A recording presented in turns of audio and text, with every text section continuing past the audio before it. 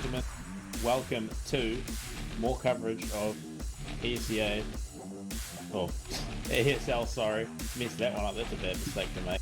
We've got some NA Open qualifiers for you once again, this time bringing you Team 1 versus Bad News Bears.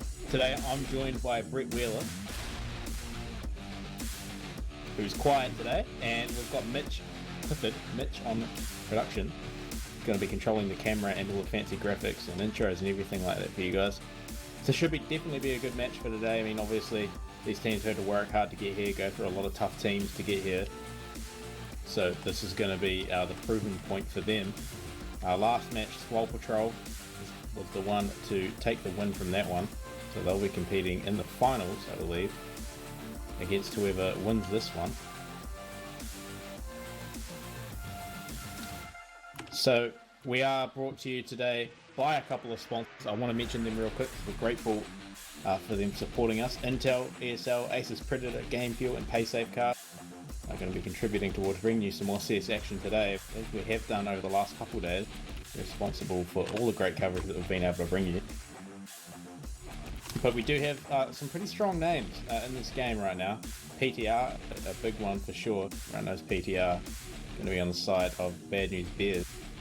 And Team 1 in general has been doing really well these entire open qualifiers. Like, they've been a big name coming through in every single scorecard that we've seen from them. So should expect some more great things from them. Obviously, this is a BO3 as we're getting closer to the semi-finals and the finals. So as this is a semi-final, it's a bit more important. So 3 maps instead of just the 1 and then elimination. So instead, it's 3 maps and then the elimination. So they have more than one chance, more than one map to bring through a win, which is obviously going to be a very big contributing factor here. So just waiting for teams to ready up and get themselves situated so we can start this game. Just going on the Team 1 situation, so far the past 3 matches, the worst have dropped is 4 rounds. They've had a 16-3 win, a 16-4 and a 16-2. Of course, Bad News Bears, they've picked up 2 wins over Team 1 so far in their history out of the 3 matches they've played. So no doubt Bad News Bears going to look to continue their winning streak. But look, it should be a good matchup. I'm excited to see what both teams are going to bring towards Strain. Well, yeah, Team 1, if they've been able to put up score lines like that, I mean, it's a really formidable opponent. Even if Bad News Bears have beaten them in the past, it's definitely going to be playing on their minds. This is their chance to maybe continue that record or maybe have it broken by Team 1. So, and they could definitely do it if they keep playing the CS that they've been putting on so far. Putting up more rounds like that, I mean, it's definitely a big challenge ahead. Just going back to that, and this map, map 1, Train, Team 1 have played it 12 times, they've won 7, giving a 58% win record, whereas, on the other side of the spectrum, only 4 times have Bad News Bears played this map, and, they've won 3 of them as well, so they got a good record. Obviously, looking to continue that good record here up against Team 1, but I tell you what, this really should be a very, very close game.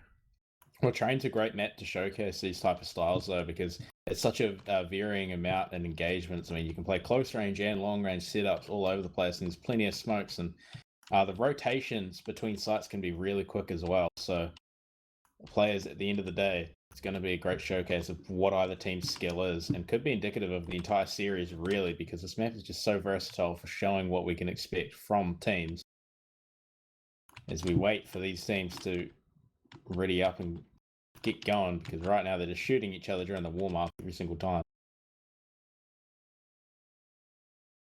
Well, going back to also the other maps in this best of 3, Bad News Bears, also picking Mirage once again, and if we need to, we'll see Cash as the final map. Another strong showing for Bad News Bears on Mirage. They're at 80%. They've played Mirage 5 times and they picked up 4 wins, where it's a flip of the coin for Team 1. They've played it 5 times, only picked up 1 win. So very, very different style of mapping. I'm surprised they didn't go maybe within, or try to go within Inferno. But it looks like Bad News Bears, that was their first ban that was Inferno. Yeah, that Mirage game will be a very interesting one to see, listening to those records and how these teams have fared on that map respectively. Mirage as well, a great map for seeing how teams play it out. We've seen so much Mirage throughout this entire event, and it's been pretty great CS every single time. I don't think any match has been particularly boring, even though you do see typically that weak opening from the T side and the CTs grabbing a lead, but that's what makes for the great comebacks that you see. I mean, you see teams come back from a 15-4 or 11-4 or whatever else. Scorelines can be pretty entertaining on that one, especially with those great comebacks. Train, not really a map that you get that on, unfortunately, but it should still make for some excellent Counter-Strike. No doubt about, both teams have to be, on top of their game 100%, and it all starts with a pistol round. No matter who gets the CT side to start off with, it should be Bad News Bears. It should start on the CT side, but, what would you do if you were in their situation? Would you rather, start on the defense, or would you like to try and dictate the pace at the start of this one and start on the T side? Well, as we come into the knife round here, I guess we'll have to see, because we are going to see Team 1 just suicide and skip it. But in my opinion, you want to start on that aggressive side, set the pace, secure those early rounds, because every win on the T side is such a victory as we wait for teams to select what way they want to go on. Team chants happening in chat. Not sure if you guys can hear that. Bad News Bears trying to make themselves some good news, hype themselves up with a bit of a team chant. Hoorah! As we are going to come into the first pistol round of this map and of the entire series. Brett, take it away. All right, here we go. Map number 1. Winner will go on to play up against Swole Patrol. Team 1 starting on the T side. They'll have 3 sets of body armor, 2 smokes, a handful of flashbangs as well. Meanwhile, on the CT side, we're going to have 4 body armor players, 1 kit, also a smoke as well. So you're going to see a very standard default at the moment. In fact, 3 players grouped up towards Ivy at the moment for Team 1. With an interesting boost, to say the least. If any CT players get a little bit too curious, it's kind of a bit of a death sentence, but no one's really going to be pushing any sort of aggression towards that area. 2 players watching Ivy, it's PDR and Shinobi, and they're going to be up against 3 Team 1 players once this push comes through. The remaining members of Team 1 opting to secure the other angles. Smoke's going to go in, push coming through now. Shinobi going to take one, but gets taken down.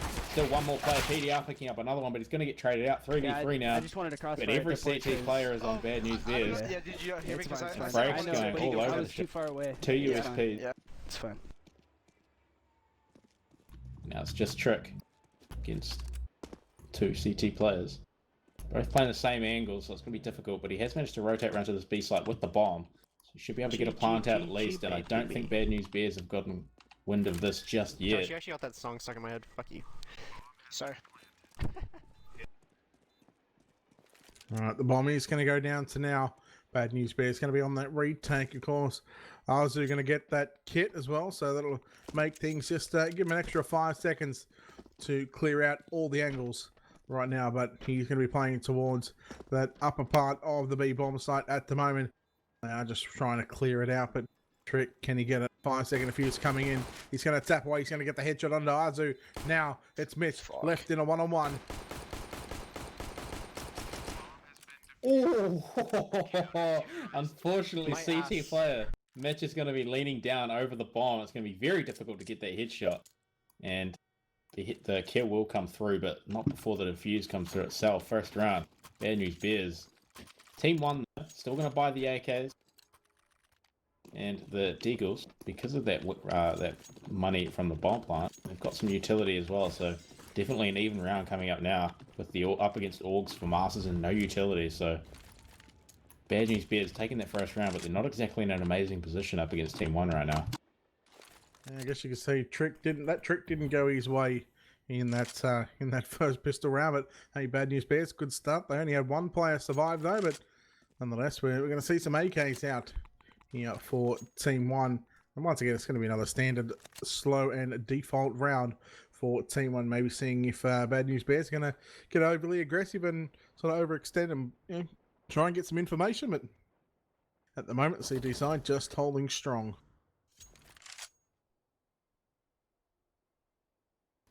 Yeah, nothing too amazing coming out of either team so far, especially in terms of aggression. Team 1, they want to covet these guns as one player's going to get tagged down to 14 health, but the frag's there. Shinobi gets taken down on Ivy, and now Bad News Bears in a bit of a weak position right now. Utility's still there for Team 1, so they can push wherever they really like. Because the utility not there for Bad News Bears at all, really, so there's not much they can really counter with as this A-side execute's going to happen. They don't have any players really anywhere to challenge the angles that Team 1 are coming through now. It might have to be a bit of a retake play in a way. PDR and Mitch, only one's really in the right position. Tens will push through the smoke, but gets taken down. He takes one for himself, so 4v2 now. Mitch and Azu. Oh, make that just Mitch. I mean, not just Azu, sorry. Mitch will go down to a Deagle. For Mars versus AKs. It's going to take one, but still 2 more players to deal with. But he is low on health. Trick's going to try to take him out, but not going to land the shots. Azu now, he's got so many angles to clear. It's a very difficult map to take a solo clutch on, but gets flanked from behind. Will get taken down 1-1 now. Team 1 managing to come off a loss at a pistol round. Yeah, good recovery there from Team 1, of course. You know, buying the 3 AKs and Trick so far, 2 rounds complete, sitting at 6-0. Meanwhile, IDK and Maluk both yet to register any kills after the opening couple of rounds, but of course that will certainly change over the next few rounds. We see it's a double scout, 2 Deagles and a P250. We've got some body armor on Peter. We'll see how they play this one once again. And it's Bad News Bears. Well, starting on the CT side here, this map number 1 of this best of 3. I wonder if we'll continue to see this back and forth type gameplay that we've been seeing. Bad News Bears obviously going to be at a huge disadvantage for this round. But, like I said, Team 1 managing to pull out a win after losing that pistol round. That shows how much that bomb plant impacted that. Now scoreline's going to be even.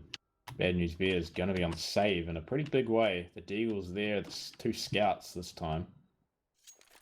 Can still do something against these armored Team 1 players, but the Arsenal's definitely a lot weaker, and this time they haven't actually played anyone towards Ivy, so Team 1 going to be able to take it for free. Flanking PTR.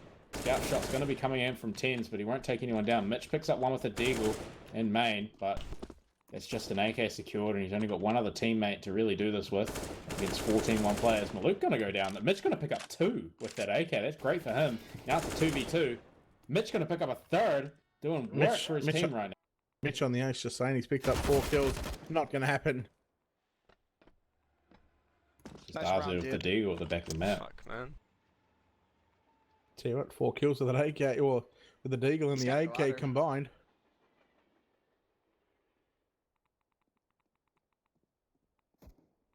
Heard the footsteps, 8 seconds remaining. He should be able to get the 1 dig. There it is. Low HP as it was. And Bad News Bears, well, they win an eco. Yeah, very surprising to see that happen. But they won it nonetheless. Team 1 just weren't quite able to pull that one when they really should have. So now they're going to be on the save, and Bad News Bears is going to be looking a lot stronger. A lot of Deagles coming out this game already, to be honest. But they've been working, so why not buy them? Alright, so once again we've got some presents for Bad News Bears over towards Ivy. They are going to smoke it out, so it's going to be another standard slow round. We've seen this so far. All rounds have been very, very slow to start off with, of course, not wanting to overplay their part in the early parts of the round, and not want to give up that advantage as well. We're going to see another relatively passive round, including from the T's. The execute's going to come in now. Players not really wanting to give up any sort of advantage early on. We're seeing no early picks. 2 players going to be sitting right on the train. It's PDR and 10s. And Team 1 player's just going to sneak right past him, but he's going to pick up 1. Isn't able to pick up the 2nd, and he will lose his teammate. So now 3v4. Team 1 looking to take this B site, but they've encountered a lot of resistance. Mitch going to pick up 2. Dude, what the fuck is that shot? IDK now. He's going to get the bomb plant, but Mitch is right there. This is Shinobi. Bad News Bears taking the third round, but bomb plant money will be there for Team 1. Mitch picking up 4 frags once again. That's 8 kills in 2 rounds for Mitch, and well, certainly top fragging on the server, sitting at 9 kills. So, I mean, prior to that, it was sort of 1 kill in 2 rounds. But you know, when you're sitting at 1-on-1, you know, things starting to turn around for Mitch in the early goings of this one. And well, you put an AK in his hand, or even a deagle in his hand, and well, you can almost guarantee a kill. He's already coming out as a star player for this series. Doing so well at the start. Just on the first map, the first couple rounds. Once again, Team 1 with the Deagles. I wouldn't count them out because the Deagles, like I've said, been really effective so far. So I'm going to opt towards B. Maybe even rush through Pop Dog here by the looks of it. And that looks exactly what it's going to do, what it's going to be. They make their way out. No one's going to be there to challenge them just yet. Ten's going to peek out. PDR will chime in as well. IDK is going to 1D one man though. 2 players versus 4. It's the Deagles versus the Rifles. IDK going down. That's just Malouk with the Deagle, and Bad News Bears are poised to take another round. Actually, he's got a Glock, not a Deagle, but he does manage to pick up 1 frag with it. But Azu is going to be there. Trades it out. Bad News Bears making it 4-1 now. Team 1 finally going to be able to buy again. Yeah, what a funny way to start this match. You know, the Bad News Bears, they pick up the pistol, they get the bomb defuse in the pistol, and then Team 1 they force up 3 AKs, they win that round, and then they lose to pistols and scouts in the third round. And you know, we're seeing some heavy contact over the in rounds 3 and 4 from Team 1, where they just haven't been able to get anything done. So of course those pistols certainly not helping up against the rifles, the AUG or the M4s. A nice little flash there. Quick finds one, but PTR, he's going to trade that one instantly down to 32 HP. Nice. Whoa, IDK. I don't know how he got that one tap onto Mitch, but just absolutely eliminate him. Yeah, now it's 4v3 in the AWP. Still in play for both teams, though. And Team 1 going to have control of this A site. Shinobi getting very aggressive without the support of his team, but he's going to grab one anyway. That might open things up a little bit more. PTR winning that AWP duel. But now it's just a 1v2. PTR with the AWP, he's done work so far on this round, so I guess to do is continue that. I'm still not down. Sitting for Team 1 zone. TRK is low, but the AWP, I'm going to do too much. Very strange to plan A when they know he's coming from Ivy. Oh, it's a 2-on-1. There's a TK. Uh-oh. That's not what Trick wanted. PDR now coming in with that PT50, and oh my god, the TK. Dirty Pig Pete! Yeah, Dirty Pete Pete. That is unbelievable. As I said, it amazes me why they actually planned it A. They still had 45 seconds to go. You heard the player behind the bomb train. Why wouldn't you just make your way back, cover, get that one person covering the bomb, the person that was holding the bomb, fall back to pop, go up, plant B, you win the round. Instead, you TK your teammate and you lose 5-1. You lose to a P250 with full health Yeah. and an AK. That's definitely not the outcome that was wanted by Team 1 there. And Bad News Bears looking even stronger now, 5-1. And we've got the quad AUG and an AWP as well. And that position's only going to get stronger as the bank starts to build up as it needs to, because honestly they're not doing that great in the money department, but they're looking great in the rounds department. And Team 1 are kind of similar in that sort of sense. But anyway. Welcome to Scope City, population Bad News Bears.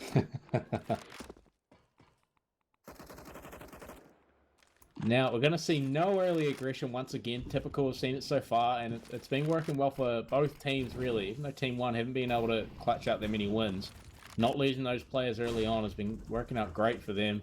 And a massive lack in CT aggression has been great for Bad News Bears as well. Even though they're not gaining that much intel by clearing areas of the map, it's still working out well in the end. Shinobi has gotten aggressive into Team Main, but I doubt he'll get too much more aggressive than this, because like I said, you don't want to give up that early advantage, especially on that CT side. Because obviously Team 1 one less player on the CT side makes it a lot easier for them, and they're going to push into B now. Mitch's going to be sitting up close, gets taken down by the UMP, but not before he grabs one for himself. But another frag. Frags are actually going to go all over the place right now. Shinobi is going to be on the flank, but too little too late. The bomb does go down, and they know where he is now as he picks up one frag. Rotating to a new position now, that's Scope. Might be able to pick up some more here, but round win is probably out of the question at this point. Yeah, Shinobi actually got the first kill as they were coming down the ramp into B main, and I then think that was a bad call. Fuck, we were double dinner. I should have asked for it. and then all of a sudden, 4 kills goes the way of Team 1. Surely he's not going to try for this one.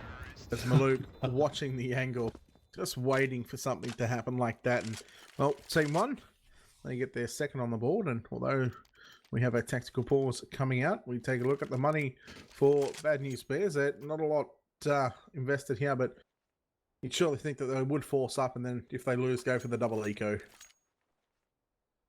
Yeah, because Team 1's buy probably isn't going to be that amazing. They could definitely pull something out, but Malouk is quite low unless he's got a weapon sitting there or lying around there for him. And yes, there is an AWP. So Team 1 is actually going to be pretty stacked in terms of weapons at least. And Bad News Bears aren't really going to have that much of a reply that they can pull out. Plus maybe a couple of upgraded pistols or an SMG here or there. But it's on them, like you said. They could force and then go for a double eco, but it looks like they might just go for an eco now and use their money on the next round. Because they've got a couple of rounds to work with, not that many, but they have taken an early lead. It's working out well for them so far. Team 1, that was the first round won in a while. But Since the second. Exactly, and they're up against AKs and AWPs now, so forcing up might not have been the best decision at this point, and that's what they've been to do, is they've pushed through Ivy here with 4 players and a bunch of pistols. And they will pick up Nico. Mitch taking him down, but obviously that's just one gun secured and one player taken down, as the rest of the pistol users are slowly going to get picked up here. Tens grabs one with the AK. It's good progress, it's what you need. There's a lot more work to be done. So IDK is going to take the AK out of his hands. It's all on Mitch now with this USB. Well, he's only got 65 HP, and it's nothing but a dream as Team 1 once again will eliminate Bad News Bears from the 8th round, and well, the lead is shortened by 2, and this time we see Bad News Bears going to pull out the double org at the moment. No doubt, I'm sure they'll potentially pull a third out. They do. We got Mitch on the XM10 shotty. That's what we need to see. Plays like this. Mitch sitting with the auto shotty heading towards B. Could definitely work out great for them if he can get up close in the right position, because he is up against fully armored opponents with the AKs and the AWPs. But yeah, like I said, if he gets in the right place here, this could work out really well for him, as the XM slowly making its way towards these T players as they make their way down through Pop Dog for this A execute. So if he decides to move quick, he could definitely do something here, but right now it's not going to be the most effective weapon, especially if it does come down to a retake situation. Here we go. We're going to see Shinobi getting taken down here by DK, and well, it's going to be another kill going in the way. They're so fucking slow. We're like, they're putting no pressure on. They're not pushing. Here, they're not happy about how things are we shouldn't do progressing. shit like that though. We just have no experience doing it. We need to just play standard. I know it's not hard, but You don't need experience to do that. I know it's not hard, but we just apparently don't understand. If Trick goes up this ladder, it's 100% a kill secured for Mitch. Yeah. But he's looking very hesitant to do so. It was a really weird angle there from Tens. He was just, sitting there waiting and watching the aim push, but not realizing that he was still open, to be shot from Ivy, and that's what happened. And well, unfortunately, he paid the ultimate price. And we're going to hear the bomb go off. Another round down the way of Team 1. Clawing their way back into this. And Bad News Bears not looking great. Your buy shouldn't be too powerful this time around. They've got the AUG and the auto shotty, oddly enough, but they're up against a pretty strong set of weapons on Team 1. And they are on the CT side, so Team 1 obviously have to come to them, and if they opt for these close range weapons like the auto shotty, it could definitely work for them, but it's still a hard thing to accomplish.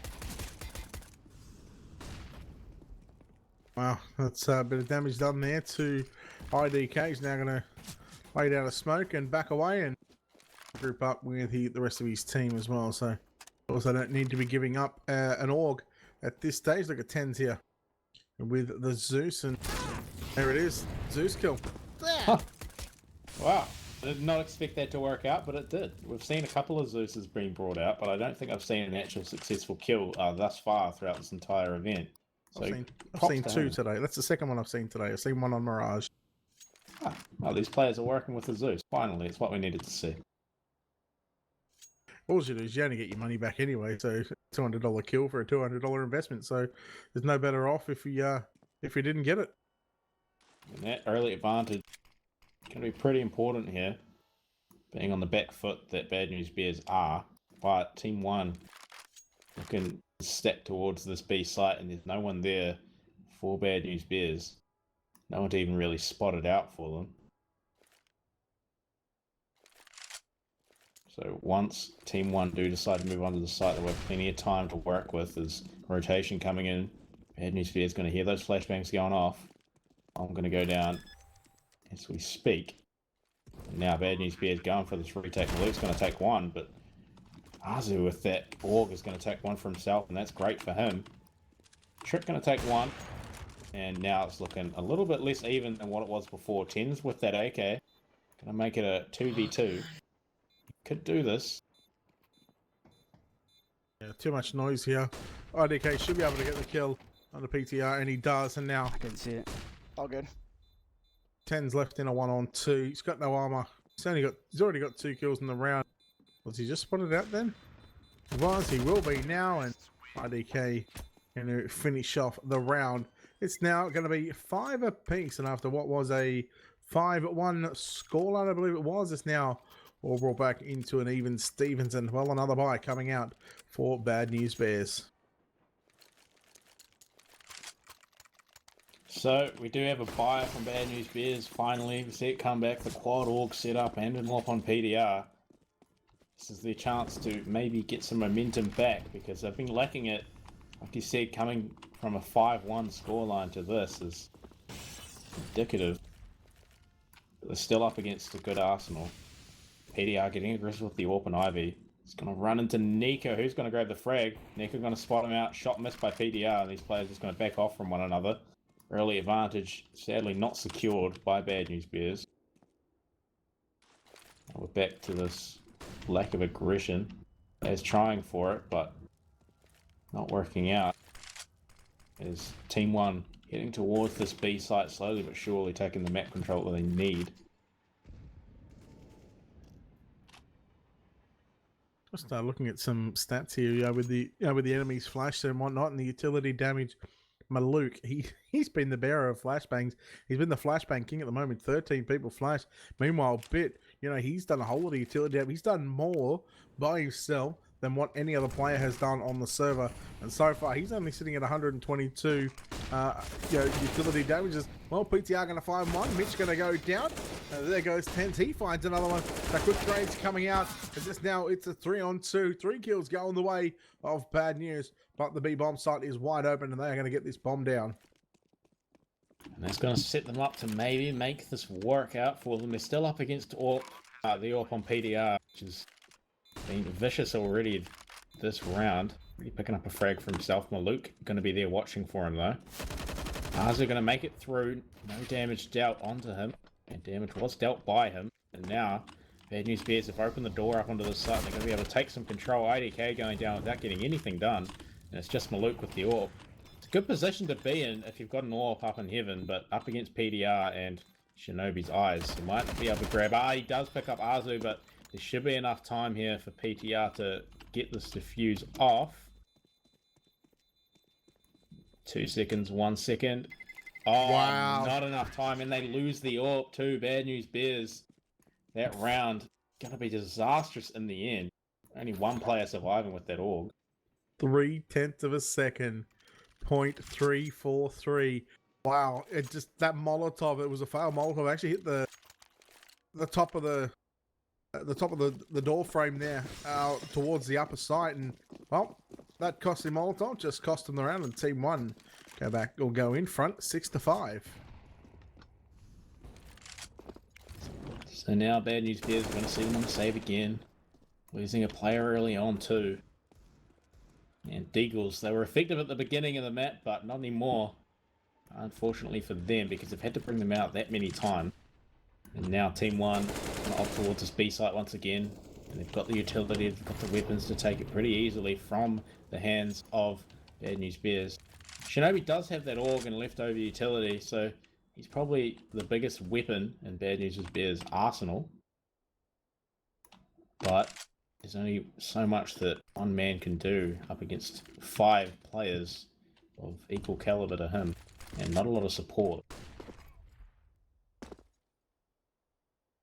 Oh, we've got just under a minute remaining here. Team 1, they have a 1-round advantage. They have a 1-man advantage in the 12th round at the moment. Of course, a couple of Deagles on the side of Bad News Bears, but looks like we might see an A execution coming out from Team 1. We've got 4 players stacked over towards this B bomb site right now, and looking like it's going to be bad news as they're not going to be able to hit this B bomb site. It's going to be an A take, and well, we should see the 7th round for Team 1 in just a moment.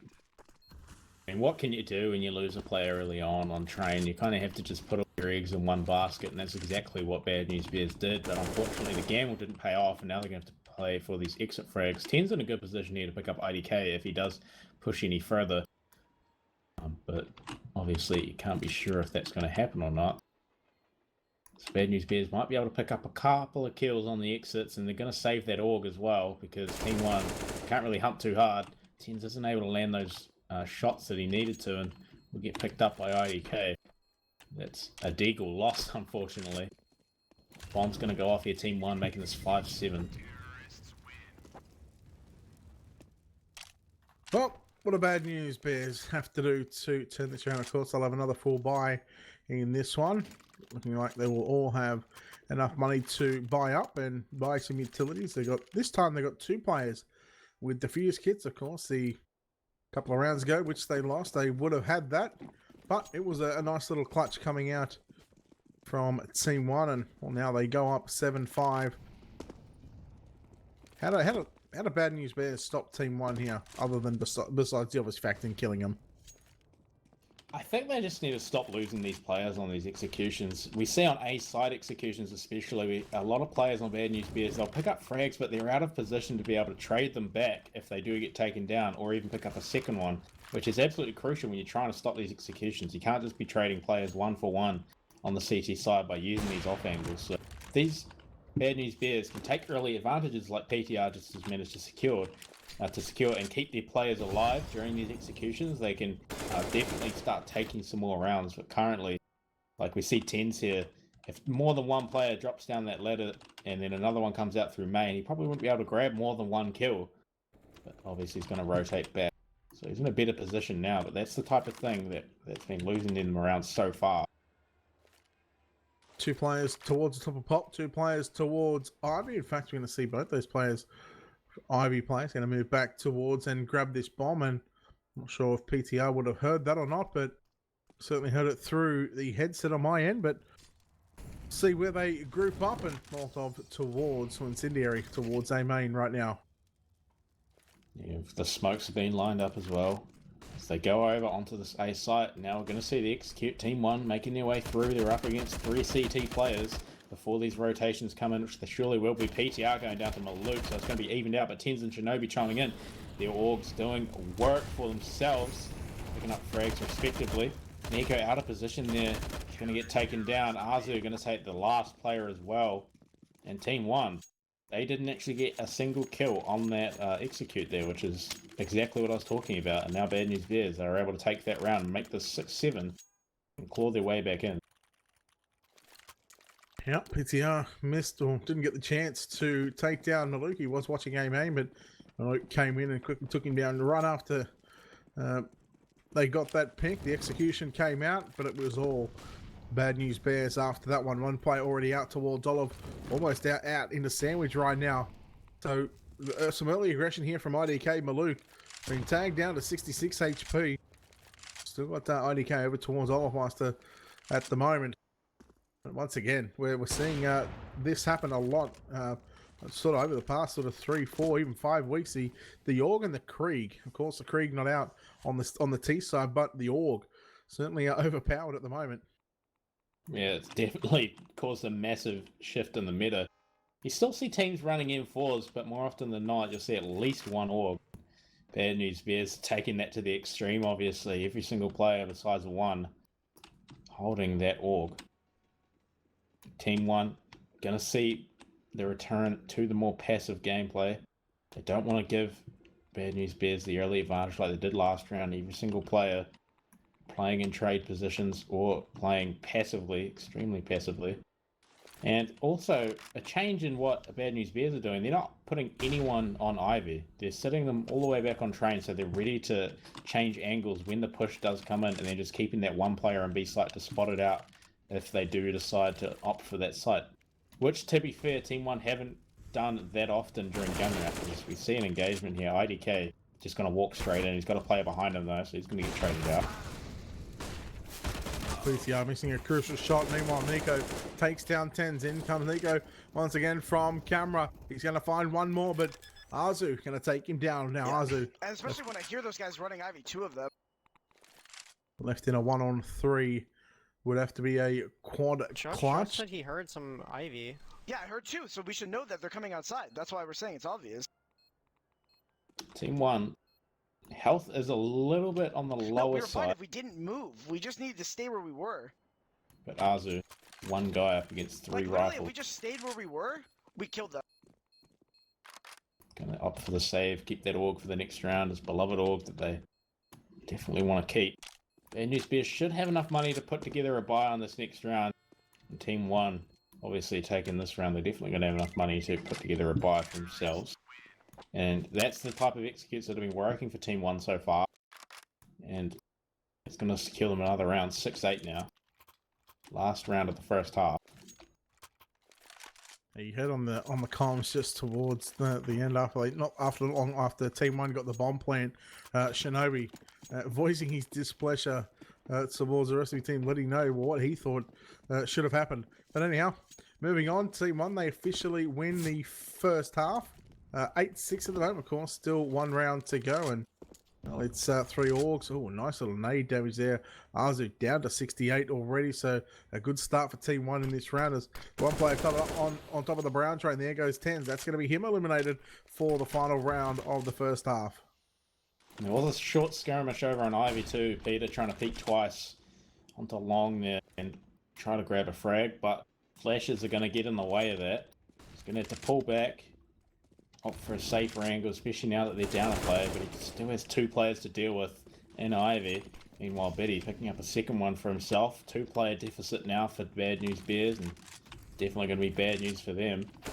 Train, difficult map to play with the player disadvantage as Team 1 taking control of this B site very securely. 2 players left for Bad News Bears if they want to try and retake this. But very difficult thing to do when both players are coming from the same angle with no utility. They've got the AWP to work with, but we can come back. Mitch coming through first. Isn't going to spot anyone. Trick peeks, but Biddy's going to come through at the same time and grab Peter at the same time. And it's going to be Team 1 taking this first half 9-6. Bad News Bears. They were looking good, but not so much towards the end there. Yeah, it was interesting first half to say the least. Of course, Bad News Bears started well, and then Team 1 bring it back on their T side. And well, it was all a case of you know, if you got a good solid start on your T side, just makes your CT side just that little bit easier. And speaking of switching sides, it's going to be Team 1 on the CT side now. Coming into this pistol round, maybe we'll see a dynamic change as these teams take on their different roles respectively. Obviously, that dynamic between CT and T side can change how a game runs. So, Bad News Bears going to have their chance to set the precedent for the second half. Mind this is only the first map, so whoever loses this one will still have a chance to come back in the series. And once again, we're going to see some passive gameplay from both teams right now. Some aggression on the B site there, peeking up towards Heaven. IDK, but he's going to pull back after not spotting anyone. That's some intel gathered. And now, Bad News Bears can have to decide what they want to do. Oh, Nikop with a nice little one tap onto Azu. It's going to put him down for this round. Still over a minute, so still plenty of time. Right? We've only seen about 30 seconds so far in this opening round of the second half, and already one kill going in the way. But they're going to make their way over towards B, and hopefully we're going to have Shinobi maybe looking to try and sell a fake over towards Ivy. However, he's got Bit and Nico sitting waiting there, but flashbang comes out on the B bomb site. Trick going to get forced back just a little bit for the time being. Yeah, faking a push with faking an A push with just one player is a difficult thing to do, especially when Biddy just takes him down that easy with the USP. Now it's only 2 players left for Bad News Bears, just like that. And now it's just one. The bomb's dropped. Mitch the only one left. And they know, or they should know where he is. Trick going to get headshot straight away. Doesn't go down instantly, unfortunately, but Mitch follows it up with a body shot. You see the bomb. Luke going to take his head off pretty easily there. 10-6. Team 1 going to take that pistol round. Well, and now Bad News Bears, of course, they will not buy in this one, so they can buy the AKs next round. They're going to stare down the barrel of potentially an 11-6 to score line. After being up, I think it was, 4-5-1 in the early parts of the first half. It's certainly been all one-way traffic, and yes, take that as a pun if you like, but Team 1 certainly showing the way here in their map pick. Now, Bad News Bears on the pistol eco up against the rifles. Going to be opting for the B rush, but Molly's going to put an absolute stop to that. Good job from IDK. Also going to top it off with the UMP kill. And now, throwing a nade up in heaven. Going to deal a lot of damage and pick up another one. Picking up a third. Shinobi pulls out the USP. Doesn't grab the ace, but does pick up 4 frags. Money in the bank in a big way. Now, Bad News Bears going to have the money to buy up. See the Krieg. It's there. But, obviously, most teams not actually opting to buy that in comparison to how much they want to buy the org. Couple of orgs that can stay with the Famises for the moment. Of course, it's Famises can still do a ton of damage rather than trying to waste that extra money. And, oh wow, PTR was 1 HP, but now he's none. So of course, going in with the glass cannon, he was already tagged up heavily, but that nade does enough damage to take him out of this round and potentially not be a factor. So far, we haven't seen sort of PTR do too much, although he's sitting on 8 kills there. Mitch, 13 kills at the moment. Azu looking to do some damage onto IDK, who was sort of the linchpin holding down that B bomb site up against the eco last round. Early advantage is going to be a big player in this round and how we see it go down. Orp is going to be recovered by Tens, and he's going to be the one shift walking his way into sight here, trying to find a player. He does see one, Nico going down. Just about picks up Biddy there, but slightly out of position. He's even got a team frag Mitch instead, taking Mitch down to 7 health, which puts him in 1-hit territory, but Azu going to put that Krieg to work, picks up 1. But Trick will go down as well. 2 players versus 3, Mitch in 1-hit territory. If that nade, if Shinobi was where Mitch, if Mitch was where Shinobi was, he'd be dead right now, but Shinobi will die anyway. IDK taking him down with the org. Mitch actually going to pick up Malouk on the flank as well. Now it's just IDK, and this is a very difficult situation for him. Pincer between 2 T players. Yeah, Mitch has actually picked up 2 kills with just 7 HP as well, so it's a good start after his team was at a man down. And looks like this bomb is too far ticked at the moment. And it's going to be a save for IDK. He might be able to get 10s, but the timing was very close to send between not only IDK and 10s, but also Mitch as well. Mitch going to survive just. He's sitting on 6 HP. So Bad News Bears, they got some good news in that round. They pick up their first on their T side. Yeah, and hopefully they can keep that one going. Luckily, PDR didn't die in a compromised position there, and the AWP's going to be kept, so he's going to be able to use it for this round up against Team 1's SMGs.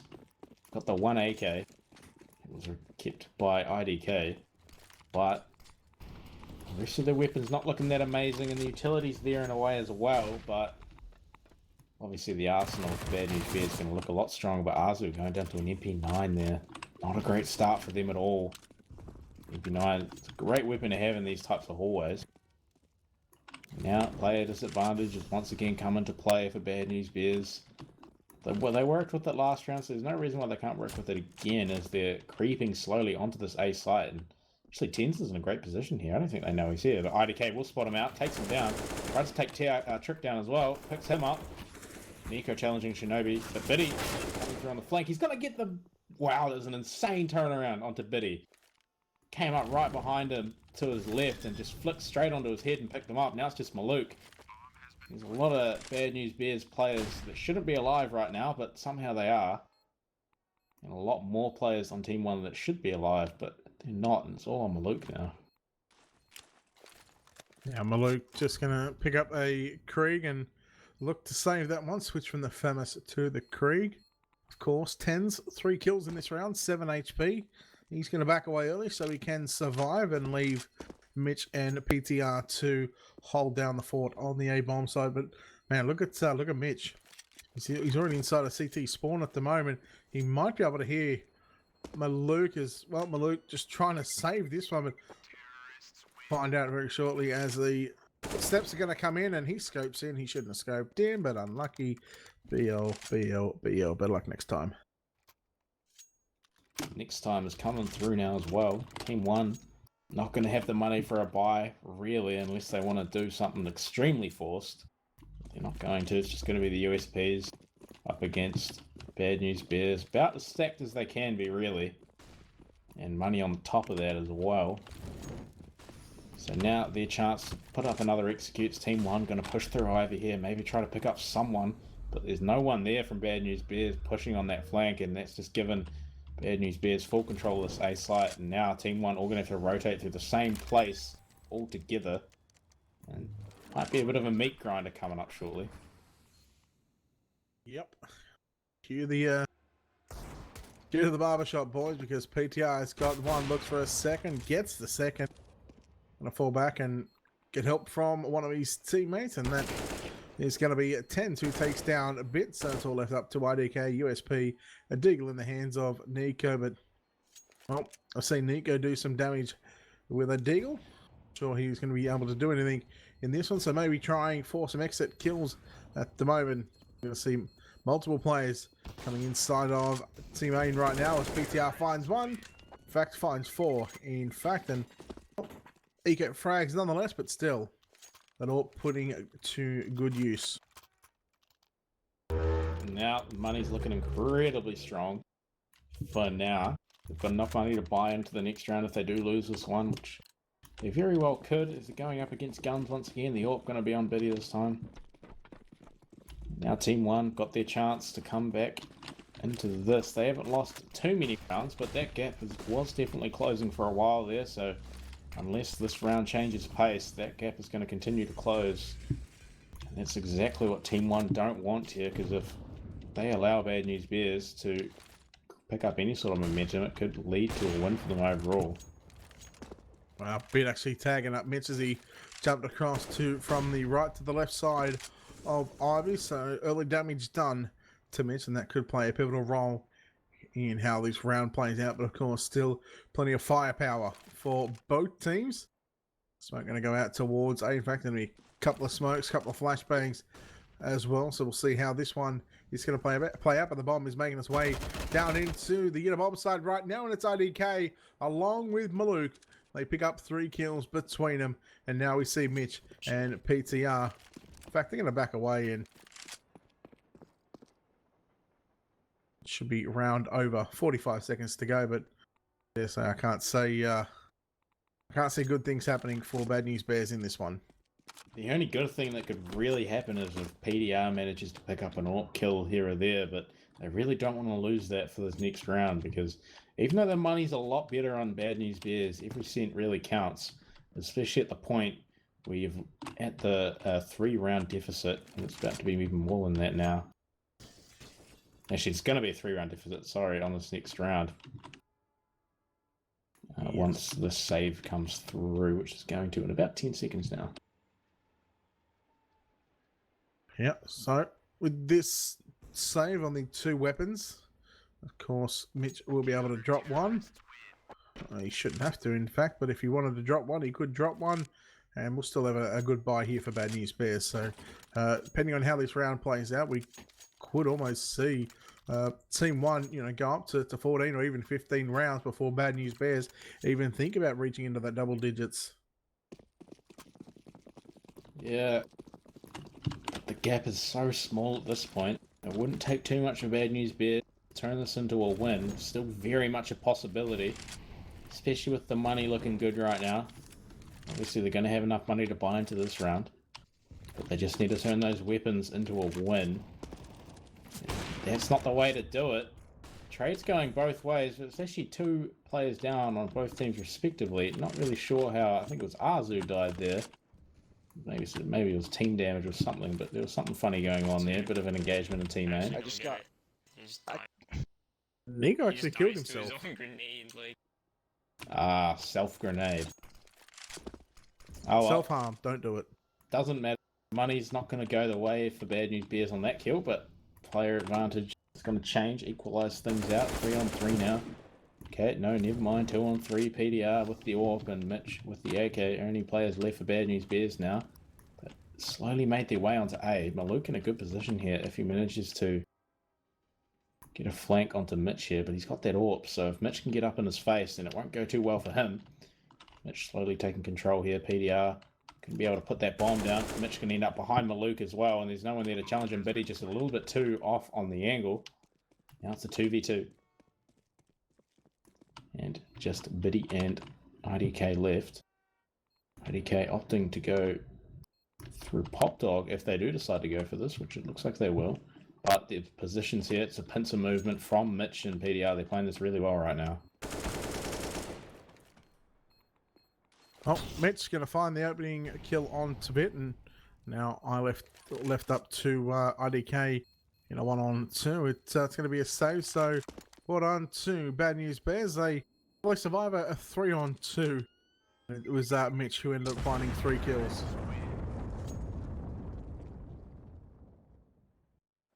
12-10 now. Bad News Bears making a round go their way, which is exactly what they need at this point.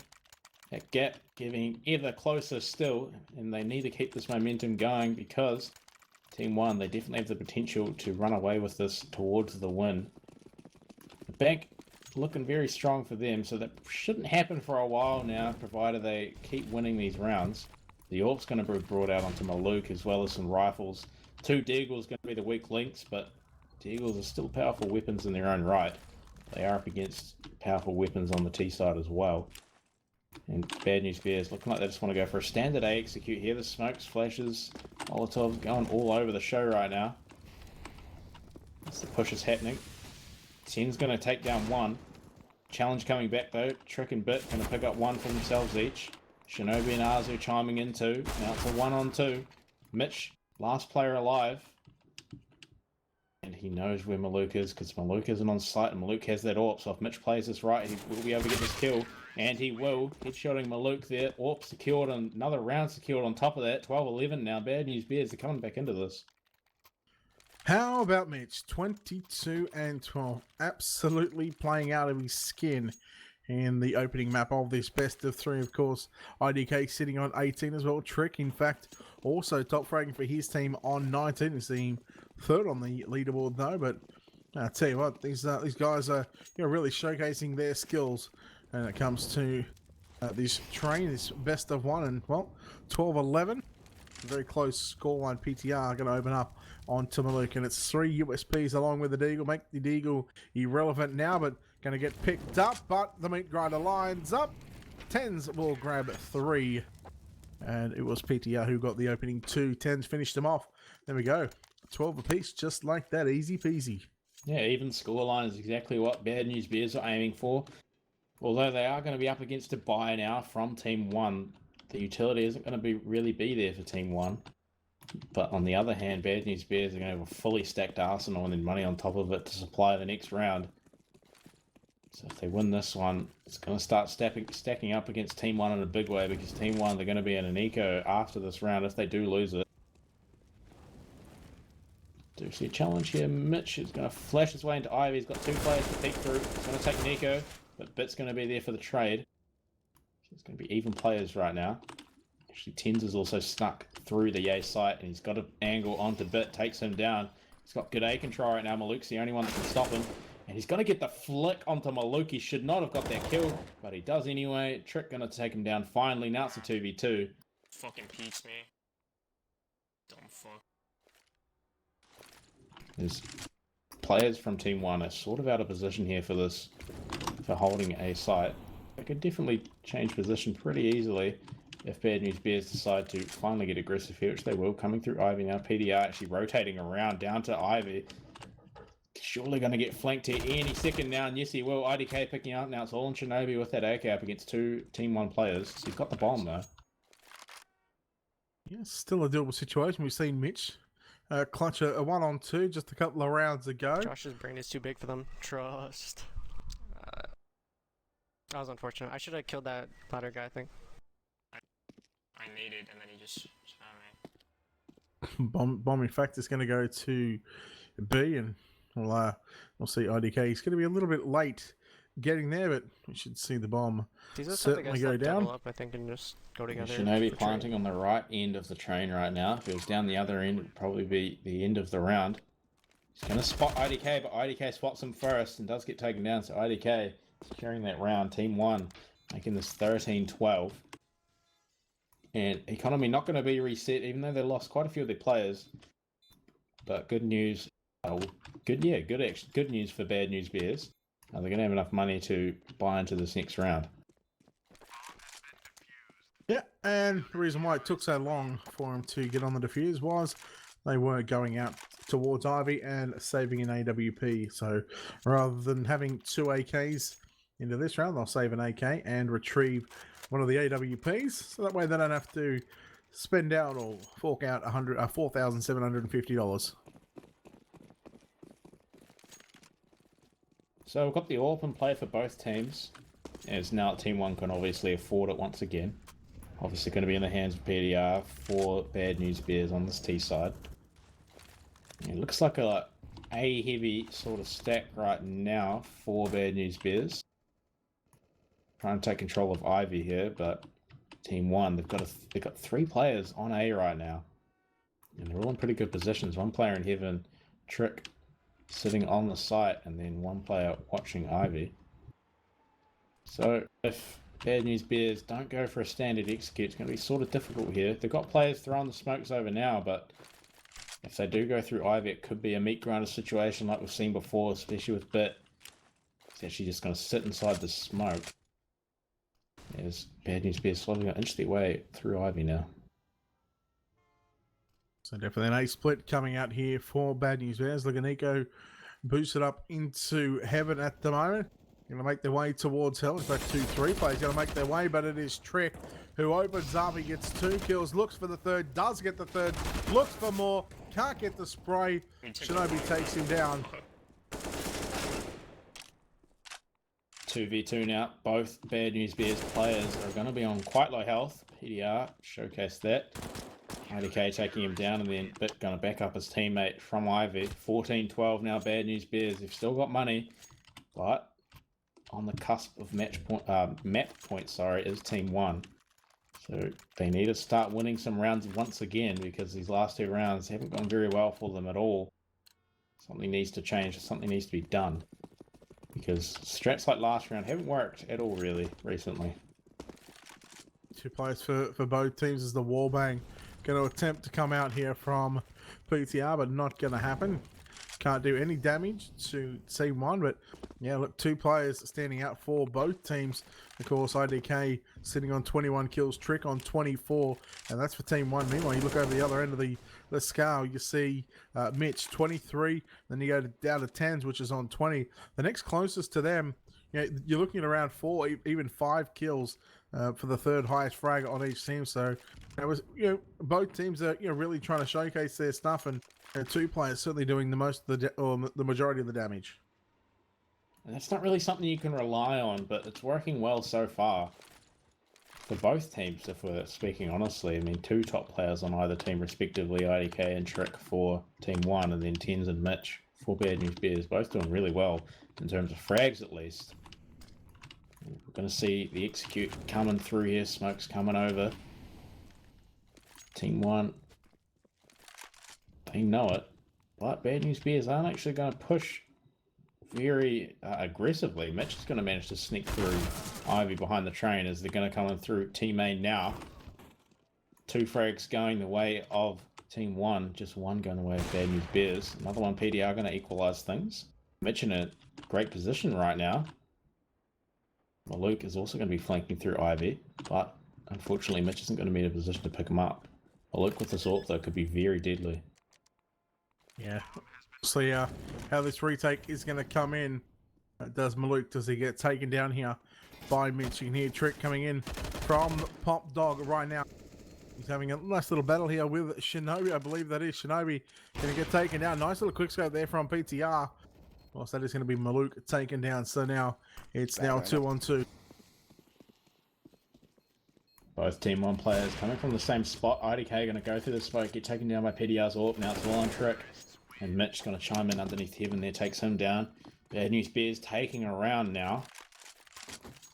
Making their way back into this. And Team 1 should be on the eco. As we do see a pause come in, possibly from Team 1. They don't want to let Bad News Bears finish closing this gap because it's getting really tight at this point. Yeah, I dare say that we're going to see the full 30 rounds be in full effect here. Of course, Team 1 sitting at around $2,000 at the moment. We've got Nico on 2,800, so I wouldn't be surprised if he even keeps that, or he might even just buy a Deagle. But saying that, if they want to give, Bad News Bears 15 rounds, they can, and, hopefully that that final round, the 30th round, they can send it into overtime. Yeah, and they've got more than one map to work with too, so it's not exactly the end of the world if they do lose this map. But it is their pick, so not losing it, or losing it, sorry, is a bad indicator of what's to come. Bad News Bears now. Standard train hold for them. Just going to spread out across the map, see what's going on, maybe pick up an out-of-place player. And probably set up for a standard execute, because you're up against USPs. It's going to be unpredictable on the enemy side. You don't really want to do anything unpredictable on your side and risk losing an AK from a solo player or something like that. So pushing together, making a moving meat grinder is probably the best way for them to go once they figure out where these Team 1 players are with the USPs. Alright, so once again, we're going to see some players grouped up towards Ivy right now for Bad News Bears. They're going to send 3 players, including the Bomb, as it's a 3-man play over towards B for Team 1, but 1 player over towards Ivy that happens to be Bit. Only a USP. In fact, he's going to make his way back towards CT at the moment, so it's going to be looking like if they're not going to go for this one, they might just completely full save and maybe try and get 1 or 2 kills after the bomb has been planted. But there we go. They're realizing that the jig is up. It's not going to be anywhere near that B bomb site. And yeah, what can you really do here? Everyone's got USPs and not a lot of damage capability, really. So you kind of just have to push as a 5 and hopefully pick up at least 1 player, even on an exit frag. Imagine if you came around the corner from bomb site A towards CT and ran into 5 USPs at once. You'd be happy about it. 10's going to peek first, takes down 3.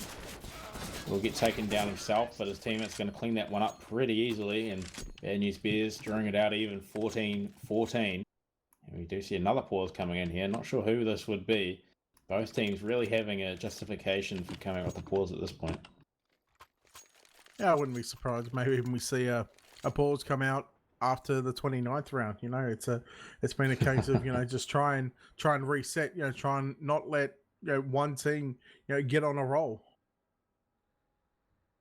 Yeah, Bad News Bears, they want to figure out how they can carry through this momentum, and then Team 1, they want to figure out how they can stop the momentum and turn this into a win, which they really need to, as they are going to be on the eco for this one. So Bad News Bears should be able to secure the 15th round and be set on map point. Team 1, that's when they're going to have to come up with their real reply, unless something incredible happens this round, which could happen.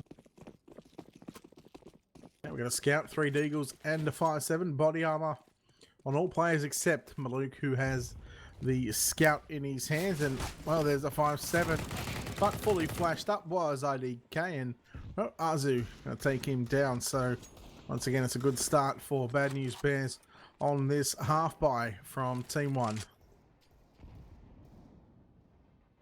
Yep. It's just not really much you can really expect. Mitch picking up 2 players down for Team 1.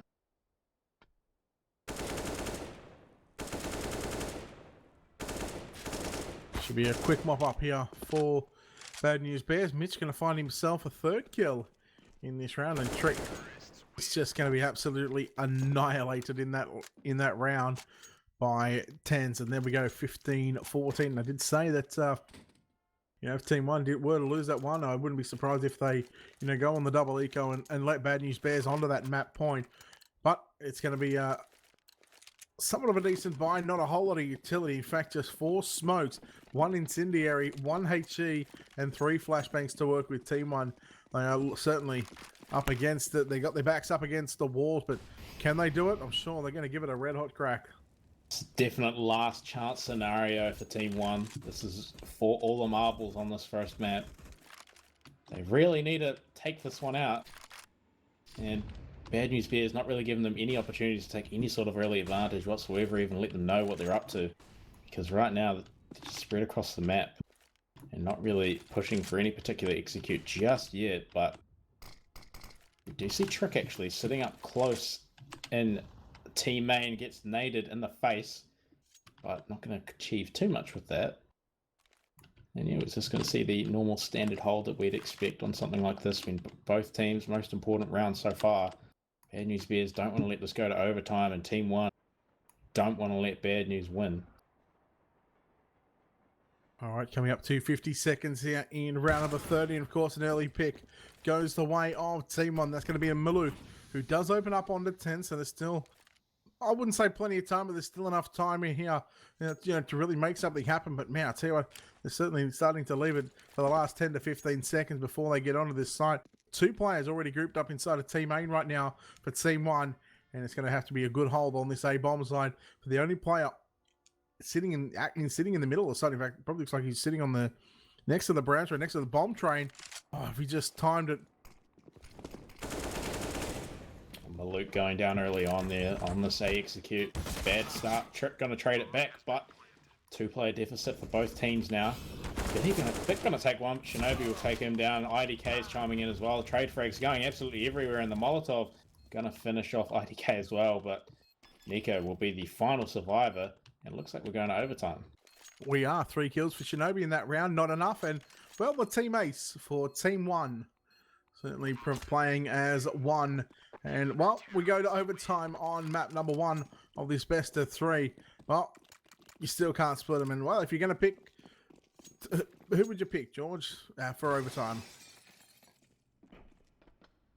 I want to say Bad News Bears. They just seem like they're able to come back in these clutch sort of situations and claw back these wins. But at the same time, Team 1, we've seen them be able to come back from clutch situations in their own right and close these gaps. Well, we've seen 9-6 both halves. Of course, 9 plus 6 equals 15 now. The first 2, I believe, these are MR16K. Sorry, 16K MR6s, or are they?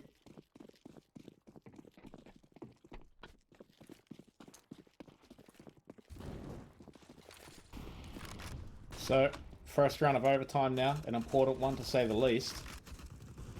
Obviously, players going to have the maximum amount of money to start off with, so it changes the paradigm from what we're used to during normal play. Obviously going to see that quad or gameplay from the CT side. Team 1 already losing one though. Bad News Bears, they've got a chance to take this one if they're able to push that properly. Team 1 on the CT side, player deficit, not a great way to start it.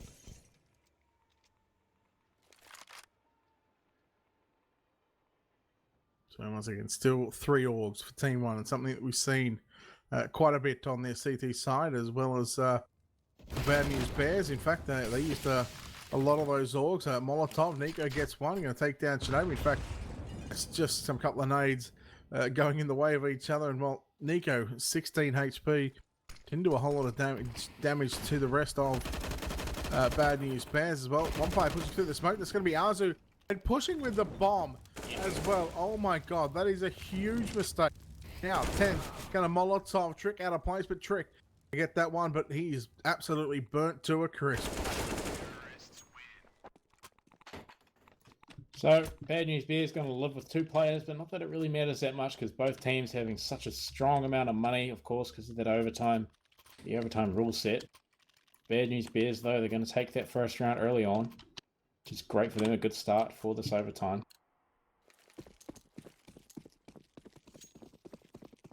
So I believe this might be MR6 16K. So looking like it'll be the first team to 19 unless we have a 18 all scoreline. Some heavy presence again, heavy nades. Well, IDK gets one. Does a whole lot of damage to Azu. Azu down to just 10 HP. Mitch going to find one on the bit. So a man advantage right now. Still a low HP player. Almost going to take him out of the round, but now we're going to see Mitch going to find his second kill, and he's starting to come alive here in the past couple of rounds. And in fact, the whole match, in fact, 31 and 15. Oh boy. That gap towards the win is slowly being closed by Bad News Bears. Not great at all, really, for Team 1. 2 players left now, so 15-17 it should be, unless Maluk and Trick are able to pull out some amazing synergy between the two and pull out a win. But with Bad News Bears securing very firm control of A site and completely ripping apart Maluk there with frags and Molotovs. Going to get the bomb down. It's all on Maluk. The good thing is, though, he doesn't have to save because he's got so much money, so he can really just kind of go all in. But 10's going to take him down really easily there, and he's not going to accomplish anything. So Bad News Bears making this 15-17. Yep, and now they're staring down the barrel of a 0-3 first half, but still plenty of money right now on Team 1. In fact, they're going to have a couple of players, in fact, all players under 1,500 or more. 30, in fact, 1,350 is the most. Still got 4 kits as well to work with. So, I mean, even if they wanted to wait for a retake and play for a retake, they can. But, oh, that Molotov done a hell of a lot of damage right now. But it's Shinobi to run through the Molotov, get straight down into B. A totally unexpected situation here from Team 1. They are being caught off guard big time. And now they find themselves in a 2-man advantage. As what make that a 3-man advantage as Bit, he gets burnt alive. And now we see Team 1, 2 players left, having to do a retake once again. Bomb's already down, and Mitch is going to take down Maluk, so looking like it's all about said and done. Just Nico now. He's obviously going to get taken down. It is the first half of overtime is going to end, and it's going to be a 3-0 start for Bad News Bears on their team side. Now they just require 1 round in the second half of overtime number 1, and they will officially take map number 1. But of course, we've seen Team 1 on their CT side. They picked up a handful of rounds as well, but it's going to be interesting to see how they, how Bad News Bears actually hold on to this one.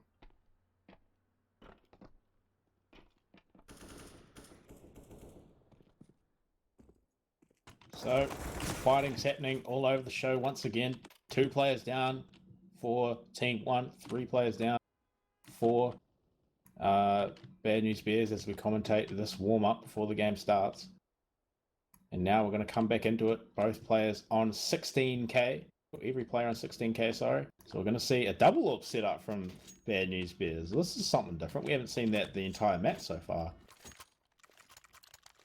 Oh, well, PTR, primary AWPer, and then, well, you got Shinobi on the AWP thinking, he can do something in this one, and I guess we're about to find out and how both of these players, or how Bad News Bears actually, take to work on, holding off Team 1 with the double AWP setup.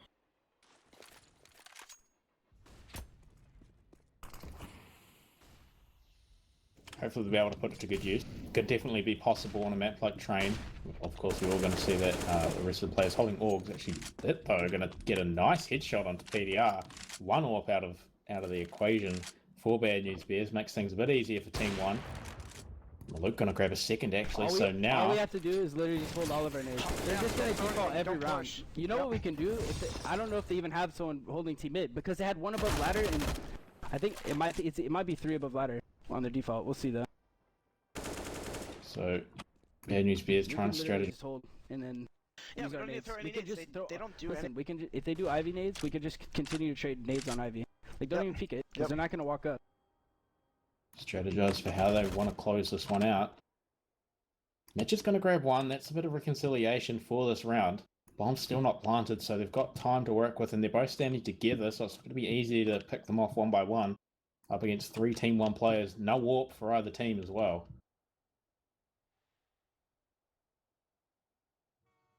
I'm going to rotate over towards this B-bomb site. We got Mitch sitting inside of the connector, and we've already got one player on this A-bomb site. That's going to be Nico.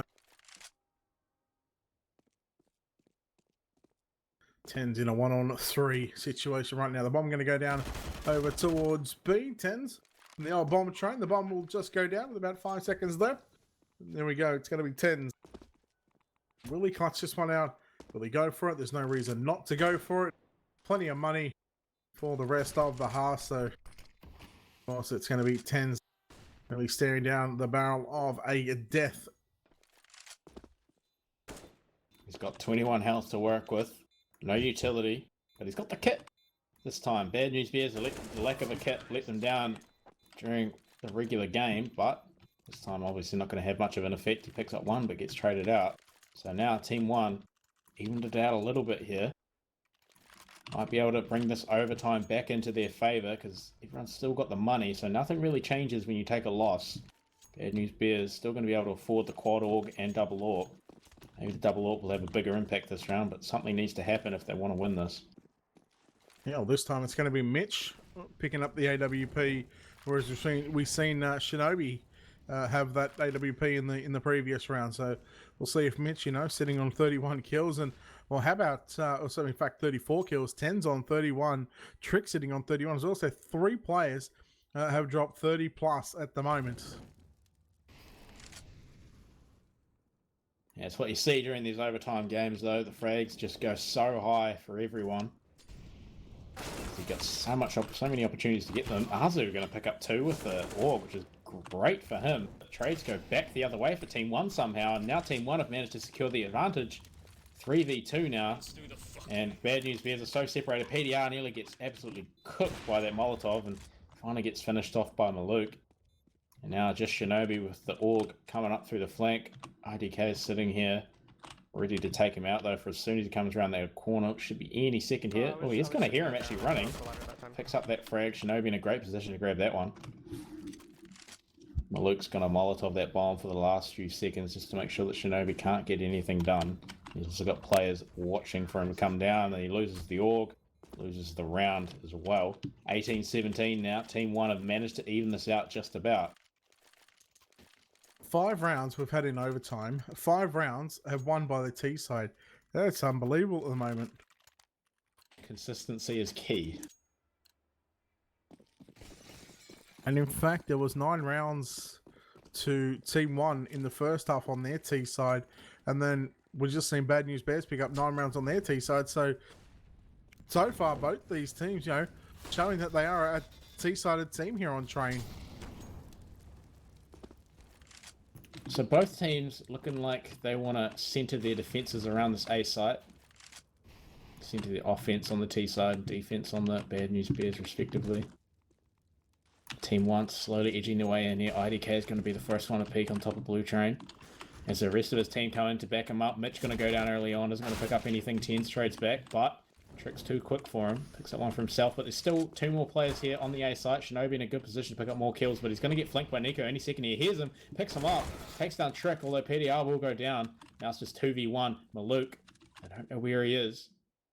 He's got the bomb. He might be able to even sneak his way all the way through to B here. Here's Shinobi clearing out Ivy, making his way up towards T-spawn, and that B rotate call should be made as soon as he gathers enough intel. So far, 35 rounds Why completed. does the bomb should make the crackling sound? And we've seen 12 rounds picked up on the CT side. Bomb going to go down. Maluk to try and save this one for his team in a 1-on-2 situation. Can he do it? Going to make his way towards the upper side of B right now. If you can spot the first player, if you can get that first pick, oh, he actually misses a shot. And now the jig's being given up. They know where he's sitting at the moment. And they have the smokes and incendiaries to Molotov him off, and that's exactly what they needed to do, because he had a good position to be able to keep shooting at that bomb. Shinobi's taking it now, he flashes out. Azu's going to be flashed, but he's going to miss the shot! Shinobi finishing off the defuse and Azu picking him up. Wow. The first round we've seen in overtime. That was 39, what did I say, 39 rounds completed. 1916. 36 rounds completed, 1 round, and 13 in total on the CT side. That's not a good, it's not a good CT sided game for either team. So we are going to be going on to this next map, which I believe is, had it in my head just a second ago now, forgot. Mirage. Mirage, that's it. That's been a great map this entire event though, so hopefully we've got some excellent CS coming up. We might just throw it to a quick commercial break here on CappingTV. And we'll be back with map number 2 of this best of 3. Bad news, picking up map number 1, 19-16.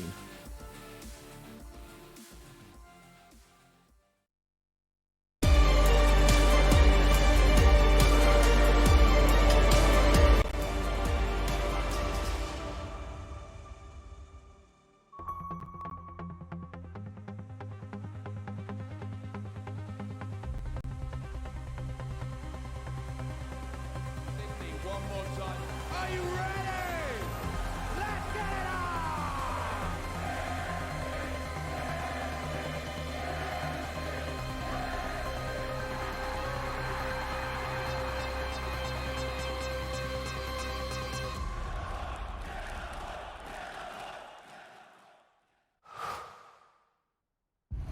All eyes are on you.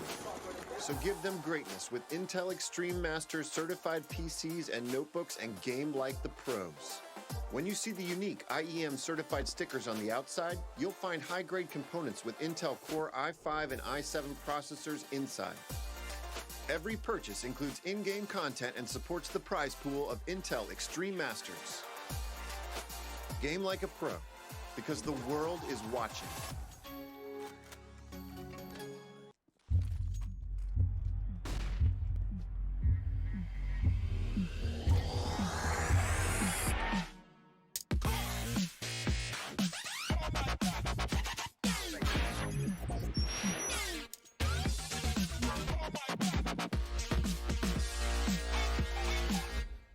Prepare for combat.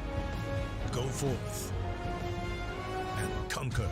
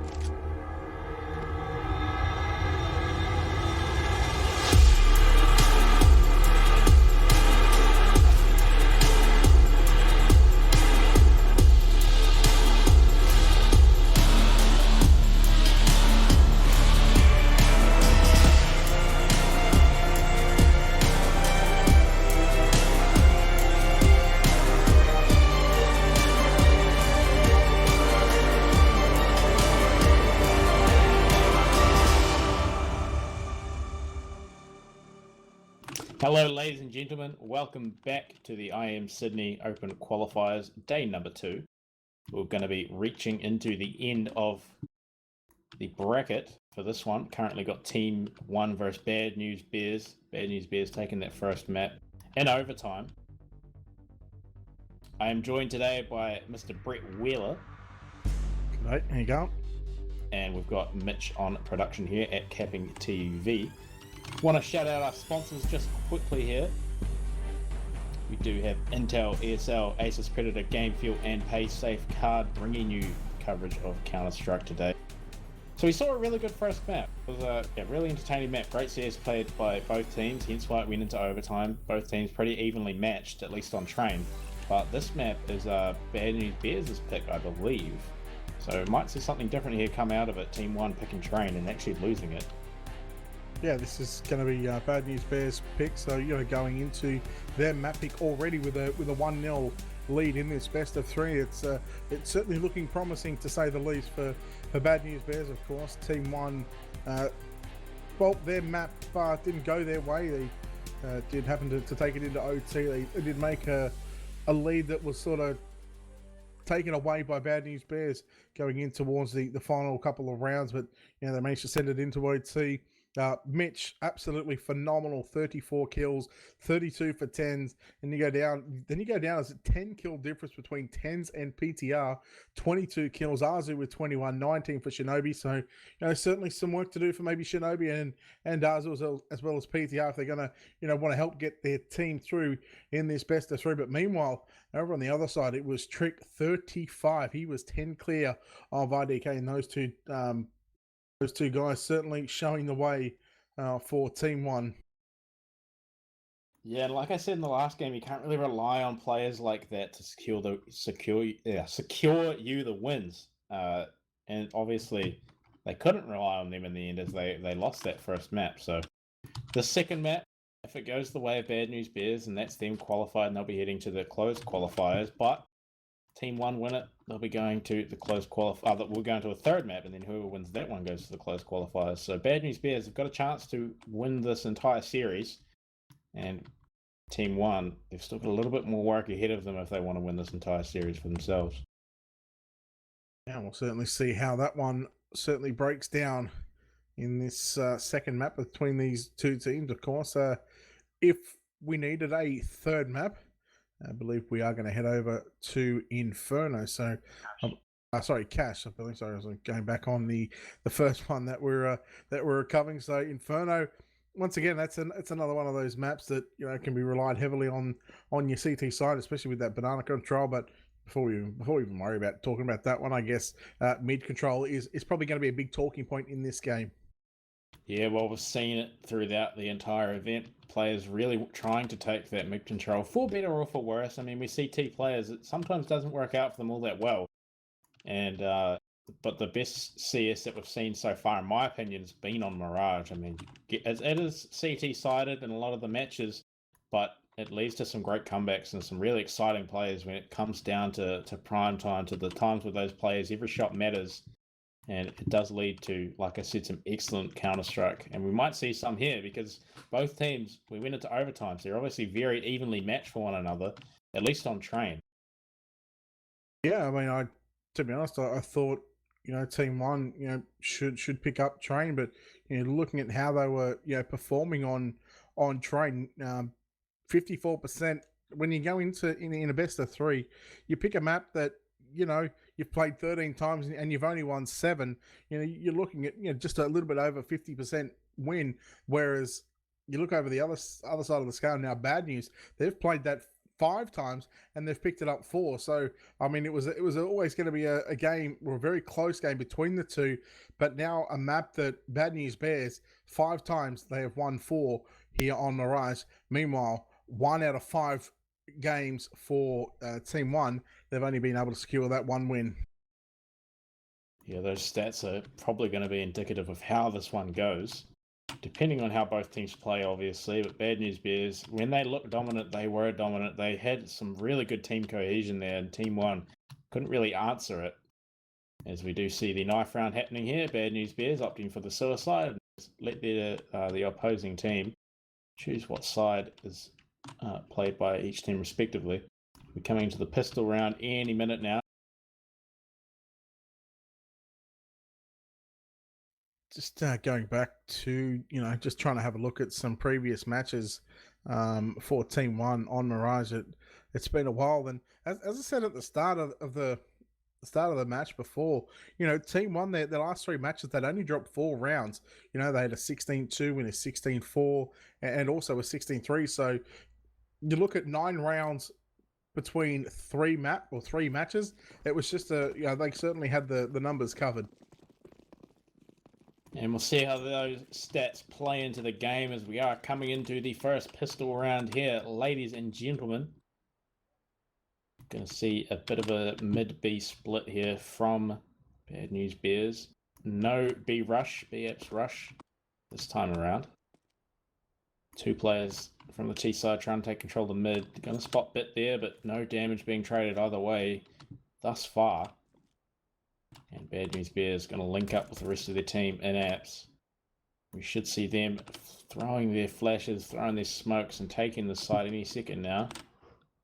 Nico spotting some players out, but it hasn't triggered any sort of rotation yet. 3 players on that A site still. And we do see Bad News Bears actually rotating through T-spawn, maybe trying to do some sort of fake towards that B site. But they still have 3 players to deal with from Team One.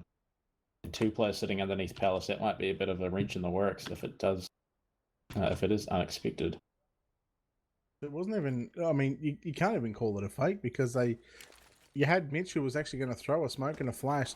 And I'll get back to that point here in a second as well. It's now going to be an execution trick from under the balcony right now. Going to find one.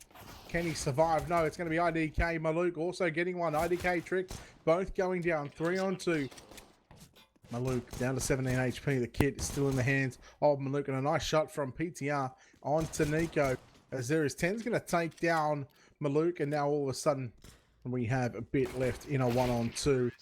Well, a nice recovery from Bad News Bears. But just go back to that point that I was making just before they executed onto that A-bomb. So you couldn't even call it a fake because there was no utility thrown over or anything. It was just, Mitch actually got tagged up by, I believe it might have been either Maluk or Nico who was over on that on that B bomb. So in fact, it might have been Nico. Done a bit of damage. Once he got that damage dealt, then it was the choice to to make the call on to rotate back out over towards A. And well, the rest is history. They get the pistol. And still on the pistols will be Team One. USPs up against these SMGs and head armor. Even the 1 AK. Utilities there for Bad News Bears as well, so this round shouldn't be too difficult for them. B-site stack from Team One is actually the right call thus far, depending on where Bad News Bears end up going. We did see it last round, they came towards that B-site, but backed off and changed their position towards the end. Playing super passive to avoid getting caught out by those USPs at the moment. And no particular aggression by either team at the moment, but it could definitely turn into something. USPs, you got nothing to lose. Nice, here we go. It is just one HE grenade on Trick, as it's we're seeing this pretty much the entire game so far. Of course, mapped a one on trainer. You know, it's been a very slow play, a very slow and patient game. Nico going to push inside of the apartments, but well, it's Azu opens up onto Nico. And, well, it should give him the B bomb side. Yeah, and Team 1 have backed off it as well. They're going to be sitting over towards this A site. They've only got one T player that can really catch out there. Maluk's alone here in market. Goes up against the Mac 10 and actually wins out on that one. He's killed it for himself, losing no health as well. Tries to take down Shinobi, but Shinobi's going to come out on top. And meanwhile, Team 1, the rest of the team is falling over at the A bomb site. Trick picking up the UMP from a slain T side player. But he's up against 3 Ts, and it's just going to be an exit frag round for him. If he manages to pick up anyone, if they do manage to come towards him. Might have an engagement here with Tens over at T-Spawn, but Tens has the AK, so you can see the firepower advantage early on already. Yeah, well, UMP going to be saved, and well, bad news, going to find their second. PTR just going on the hunt. Trying to look for Trick, but not going to be the case, so he won't be able to find Trick. They'll save the UMP into this round, and I guess that's one gun they really don't have to buy. As it's going to be handed over to Bit, so I'm sure he'll play that close towards A mate, or might even get aggressive inside of house. We'll see where that UMP decides to get used. Triple Org set up at the same time from Team 1. No warp yet from either team. Not really needed by either team, and can't be afforded by Team 1 for sure. Team 1 going to be on the eco next round if they do lose this one. So you see standard hold from Team 1. 1 mid, 2A, 2B. And Bad News Bears have actually shown really no aggression anywhere so far. Mid control, we said that might be a factor, but it really isn't. We haven't seen any mid control outside of that first round during the pistol. Bad News Bears just aren't seeming like they're willing to take it. And honestly, this entire map so far has been a massive shift, as we've seen players opting to go towards that B site, at least close to it, a lot of the time, even if they don't execute onto it. Bad News Bears, though, going to rotate back towards this A site. We should be looking at an A execute here. Yes, no doubt about they are setting up towards this A bomb site, of course. Just 2 smokes just to work with for Bad News Bears, but I'm sure they'll more likely put one towards stairs. And, well, there goes Mitch. He's going to take down IDK, and there's stairs. And of course, we'll see where the other smoke comes in as well. Azu jumping on top of the ticker booth, and he's going to take down Maluk, eliminate him from this round. So Bad News Bears getting off to a great start on their T side here on their map pick as well. They're going to look towards taking out this best of 3 in just 2. Yeah, it's done pretty well so far. And, Frag going to get taken down. That's Trick picked up by PDR. As the save's going to be in full force for Team 1. Just the M4A4 and a USP currently for Bit. Not sure what's happened there. I know he had a gun before. Here he goes, the AUG. Brought back out onto him. Just wandering around with the pistol for whatever reason. Shinobi might be able to run into someone here if he's quick enough, but might run out of time here. Oh, it just picks him up with a nice headshot. That's a gun taken out of the hands of Team 1, and that hurts. That's got to suck when you're so close to being absolutely fine. That UMP headshot absolutely nailing Team 1's economy there. Now on the back foot, going to be saving. Got 1 AUG up against still a full arsenal from Bad News Bears. All right, here we go. 4th round. Start off with got 3 deagles. In fact, the AUG saved from the previous, and Maluk just with nothing but a USP. Didn't want to buy anything else into this one. It's Bit well through the smoke and going to take down Shinobi. So a good start into round number 4 for Team 1 as well. They are still got their backs against the walls here in this best of 3. Nade now coming in from Bit. Going to do a little bit of damage to Tens, I believe that is. Yes, that is Tens, and that's going to take away 43 HP from him. Yeah, good start from Team 1, but they need to turn it into something. They don't really have the equipment to turn it into much. There's Bad News Bears going to be spread out across the map here. Not going to be forming a meat grinder just yet up against these unarmored CT players. Orc going to grab a kill. That's Azu going down, but only 4 health left on this Orc now. So fucking bad. Now 3 T players left with this mid control. Gives them a lot of options, but there's not enough of them really to take too many more risks. So they're going to push through connector now up against 2 CT players. IDK picking up 1.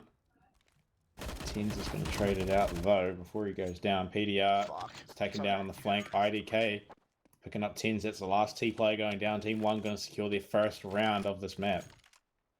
3 Deagles, a USP, and 1 Org. And that's what it took to get their first round on the board. Well, some things and sometimes things go your way. Unfortunately for Bad News, it wasn't to be in the previous round on Team 1. At least they get 1 on the board. It's not going to be the famous 16-0. The AWPs are out now for both teams. So that changes the pace of everything.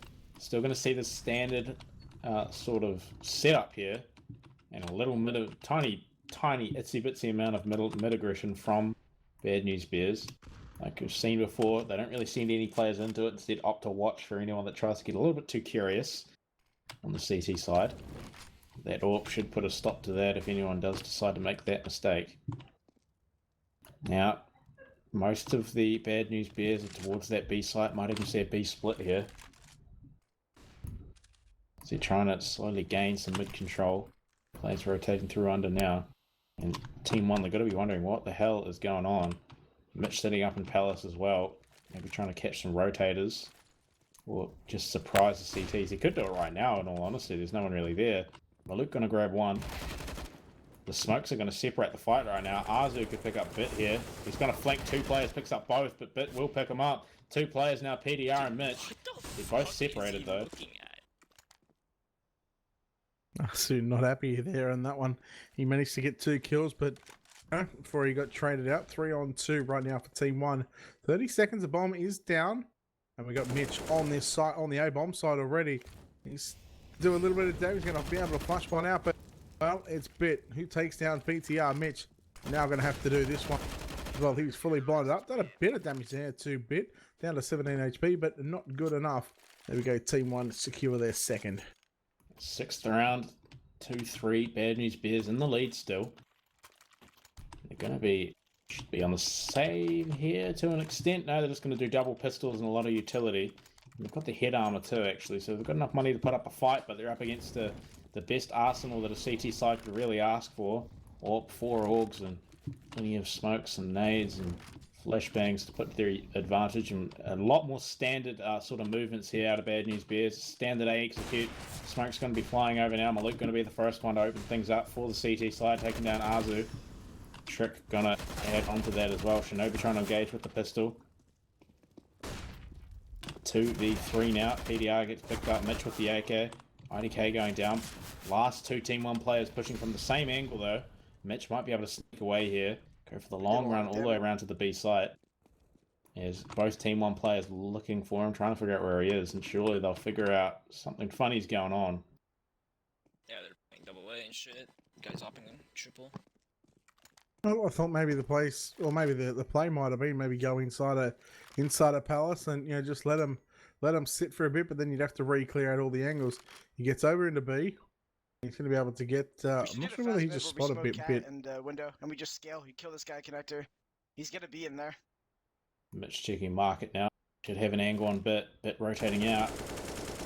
Doesn't quite pick him up. That's really sad for him, because if Bit had just walked out, he would have got the bomb down for free. But now Bit just going to be really weak. They both know where he is. They both know where the bomb is, and they've got utility to handle this. Mitch doesn't really have the health. Then again, neither does Bit, but he's obviously going to go into apps here. Best position to play from when you're in a 1vx situation on the B side. He wins this. We'll see if Mitch can pull out the 1-on-2 clutch. Smoke going to go out. And nope, it's going to be Nico to quickly take him down. There we go. It is 3 apiece. Bomb will get defused, and I'll take a look at the scoreboard at the moment.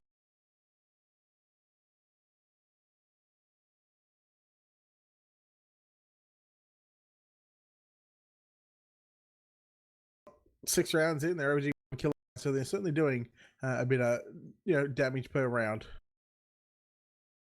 And now Team 1 recovering from their losses. Going to see the 4 Orgs up again, up against some pistols from Bad News Bears. But we've seen Team 1 use those pistols up against a strong arsenal before.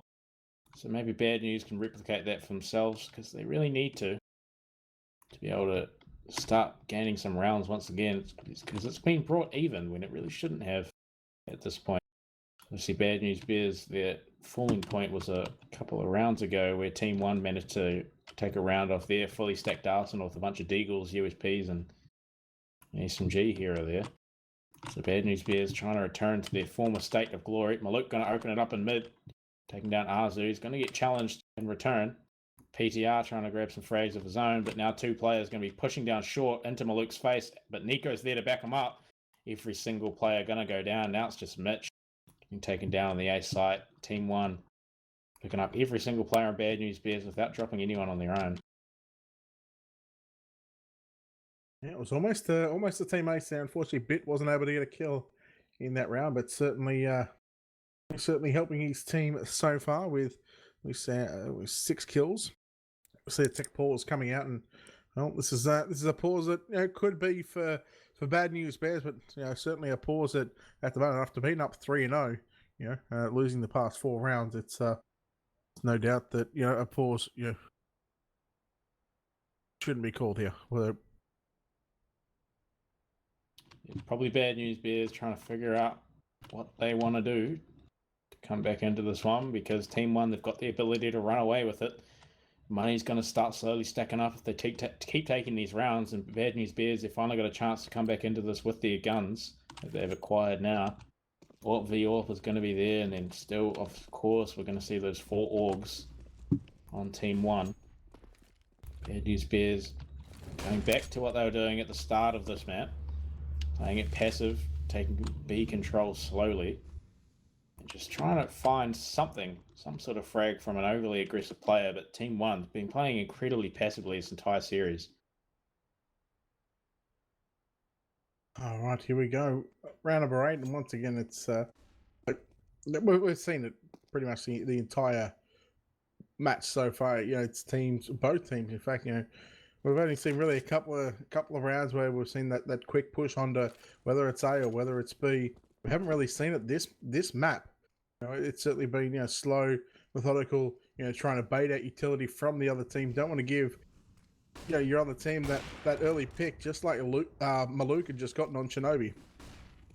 And it's going to open it up early on for Team 1. That's the advantage that they need to take these rounds.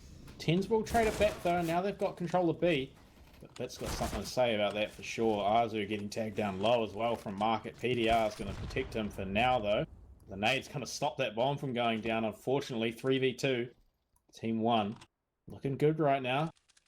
Bad News Bears have control of that B site, but the bomb's not down and they're running out of utility. They actually have none left to defend it once the bomb finally does go down. PDR still with that AWP though. It's definitely a force to be considered. On the retake now, Team 1. Players coming from every angle, one short, one market, one apps. Trick going to get taken down. That's great start for Bad News Bears. Mitch going to get mollied out of position, but he's still going to pick up one. Bit going to take him down. Now it's Maluk versus PDR, and they've managed to turn this one around. Smoke going down onto the bomb. Maluk's just going to try to stick it. PDR coming with a knife, though. He's going to miss it. He's missing it. He's missed it. He completely missed every single knife. And unfortunately, Team 1 are going to be able to pick it up, and they're going to take down PDR. PDR losing his AWP there. That's disastrous. Worst case scenario, especially when Bad News Bears brought that clutch back. They could have won that, but that smoke and the missed knives just absolutely poor from Bad News Bears. Well, what do you say about that round? I mean, when it's going wrong, everything goes wrong. I mean, it was a good start to the map for Bad News Bears. They pick up the pistol. They win the following two. They win the first rifle round, and all of a sudden, Team 1 they win their first by having an organ 3 Deagles into USP, and all of a sudden, since that, it's all been one-way traffic towards the CT side, picking up 5 rounds in a row, and well, what should have been, or what looked like, it was going to be a Bad News Bears 4th round. It just wasn't to be a miss couple of knife clicks there. PTR just knifing the wall and unfortunately couldn't get the job done on that one-on-one. So if Bad News Bears don't take this round, then things are going to look very dire for them, and they're not on a great start, losing 2 players already. They trade them back, but this is the last time they'll be able to afford guns for a while if they lose this round. 2v2 now, but they have control of the A site, and the bomb's going to go down because Team 1, remaining 2 players are actually quite a wee way away. They're going to try to rotate their way in now. Bad News Bears obviously going to rotate to their retake positions. Bit going to be coming through CT, Nico coming through Connector respectively. But Bad News Bears going to be playing this one passively, obviously. Bit, great shot from him taking down Mitch on those stairs. Now Shinobi is in a good spot here, picks up 1. Trying to play that off angle, trying to take down Nico. Flash goes over, isn't going to grab him. Nico coming up the stairs, peeks a little bit too much. Shinobi going to clutch that one out. 5-4, Bad News Bears finally grabbing another round. Yeah, Shinobi coming up big for his team there, getting the quad kill and, well, holding off that 1 versus 2 situation. Well done to Shinobi. He not only gets 4 in the round, but puts his team onto 4 rounds as well. Oh, it's all expenses for Team 1 in this one. They've got an AWP, an M4, an AUG, a FAMAS, an MP9, no kit, all players with body armor. It's going to be tough. That MAC-10 and 2 Galils on the side of Bad News Bears, they can really wreak havoc in this round. So they didn't get reset, but they lost a lot of players, so guns aren't going to look amazing for the T side. But they're not going to look great on the CT side either, so it's a bit of an even round right now, an even matchup. AWP's going to be there for both teams, though. Yes, looks like Bad News Bears going to opt for the standard A execute. It's worked before, why not try it again? They've got 3 players to deal with on the A site, and then 1 sitting in nest as well, so a lot of players to churn through. Mitch going to pop up Palace now. Hasn't been able to find anyone. Trick going to be the first one. First blood achieved. He's going to get traded out, though. Nico's still sitting behind Firebox. Hasn't actually been spotted or taken care of yet and hasn't even chimed in. Peeking out. Picks up 10s. Challenges Mitch, but Mitch will come out the victor. 3v3 now. Team 1 going to be on the retake once again. Yeah, one thing that they don't have in their favour is the body armor. And, of course, they don't have a kit. Oh, YDK.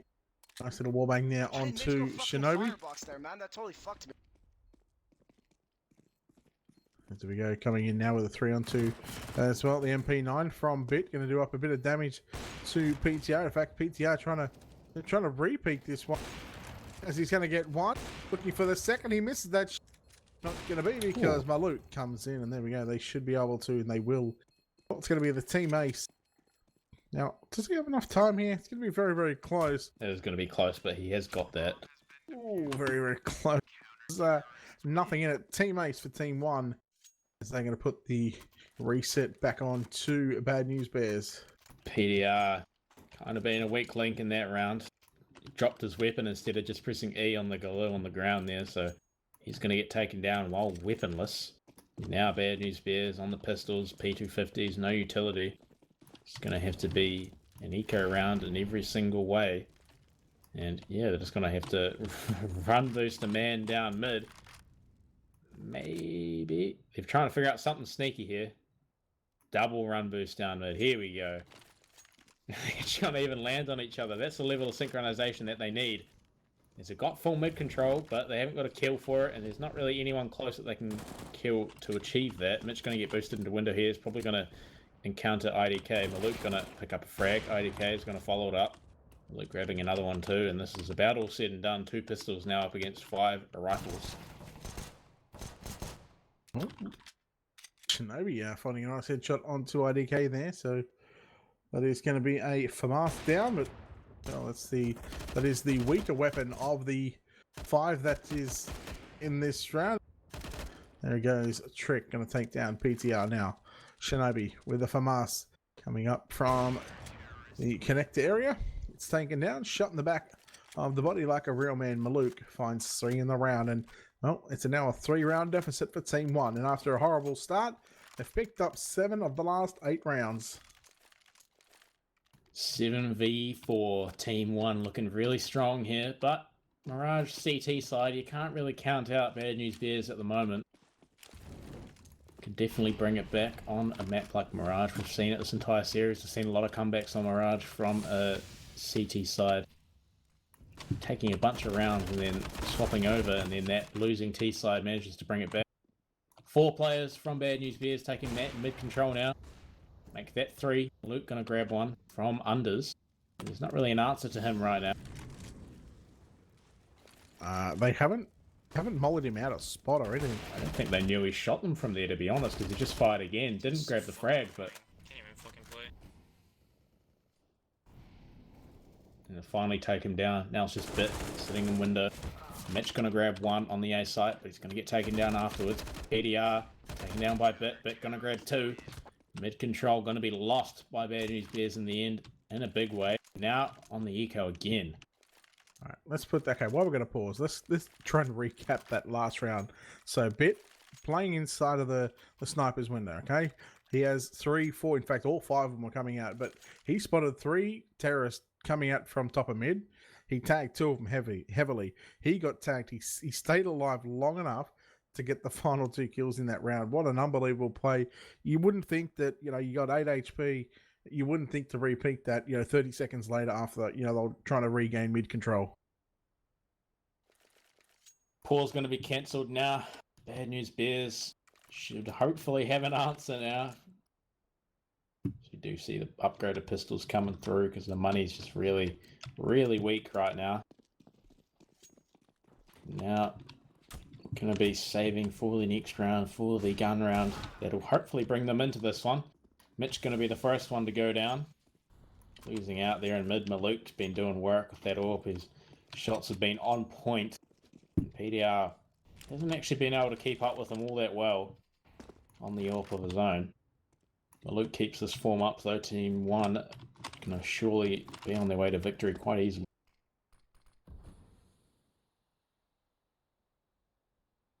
Oh, here we go. 13th round. So the third last round of the first half here on map number 2 of this best of 3.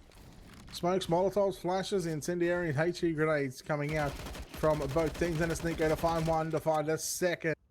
Courtesy of doing a whole ton of damage right there. And Malouk going to do some damage as well. And Nico mops up the 3rd kill in that one. Malouk and Nico picking up the full house between them. 9-4. And well, once again, it's Team 1 to officially win the half. Yeah, definitely going to be the victors of this one by a pretty solid margin, especially if Bad News Bears lose out this one. Second to last round of the first half, so they don't have any more chances left to make the best of this T side. And without their own AWP and up against a bunch of AUGs, and not going to look that amazing for them, but they've got the utility in the AK, so can't count them out just yet. Should look at this, the CT players push all the way up through mid. It's going to take down Tens, who was waiting there for him too. Tens not going to pick up that frag, and that sucks, especially when you leave a player there dedicated to grab a pick like that. But somehow, IDK knows I'm going to run straight through like an elephant and get picked up.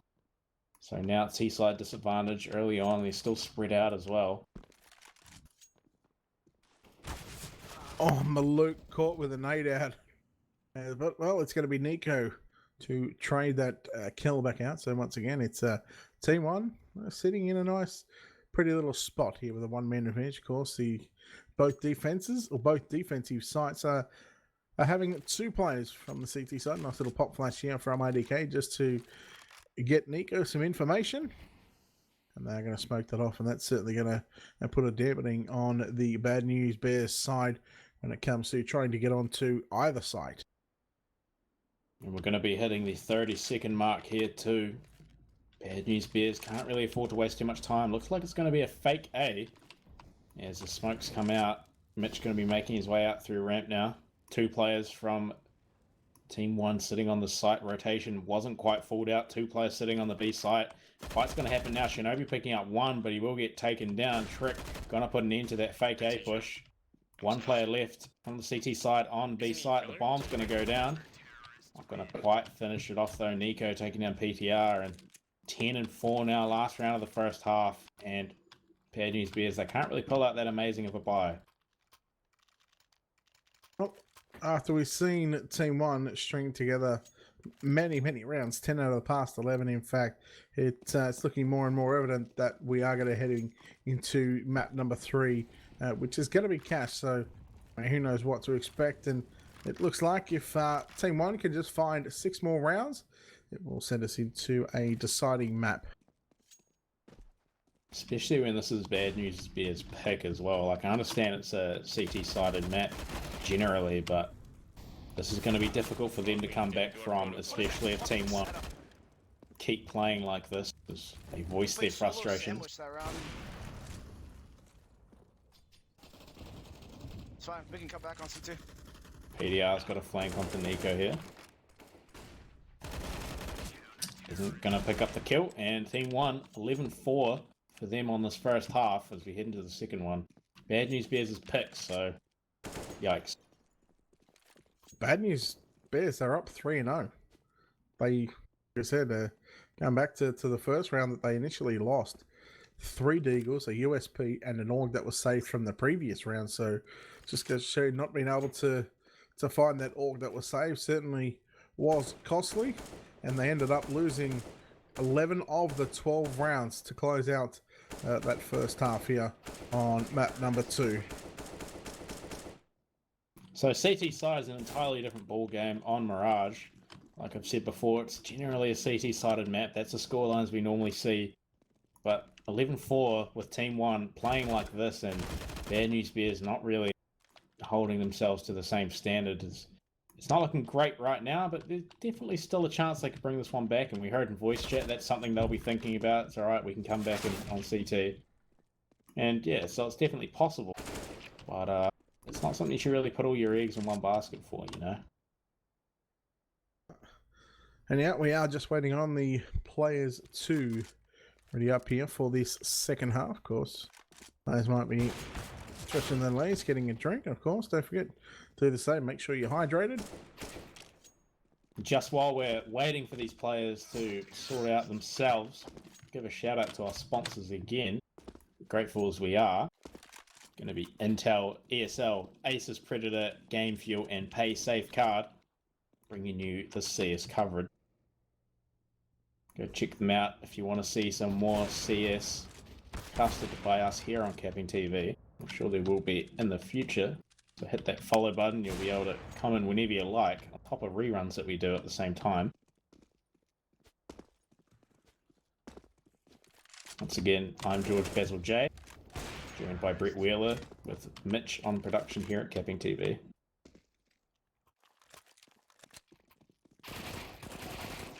All right, how do Bad News Bears get back into this match? So the 7 rounds down, of course. The pistol round is going to be crucial again, as it is as always. But you know, how do they get back into this one? You know, without dropping too many rounds, because there's only a small window of opportunity that they really can't let slip. Otherwise, it's more than likely going to be a quick 16, say 4, 16-5, even 16-6. Maybe it might come down to just being more aggressive. I mean, we haven't really seen that from either team. The most aggression I saw was 10s. No, it wasn't 10s. It was 10s going down in mid when a player decided to push all the way. I think it was IDK pushed all the way up mid towards T-Spawn. That was the only sort of aggression that I saw from either team really early on. So if we see some aggression from Bad News Bears on their CT side, maybe that'll be what changes things. But I mean, overall, you just got to say, like, just play better is the biggest thing. Actually, before I stop, IDK has a deagle on the pistol round. Yeah, we got a bit with Smoke and a Molotov on the CT side. On the T side, sorry. However, on the T side, they're not looking to let this bomb go down. They're going to want to stop the bomb from getting down. Looks like they will play the contact play. They've got 5 sets of body armor as well. There goes IDK using 1 bullet, finding 1 kill. And it's going to be Maluk as well. Trick to find a kill. This guy bought a deagle, bro. Now it's just Arzu left with that USP. Bomb going down by Team 1, and they're going to take this pistol round. Team Ace 4-12 again. now.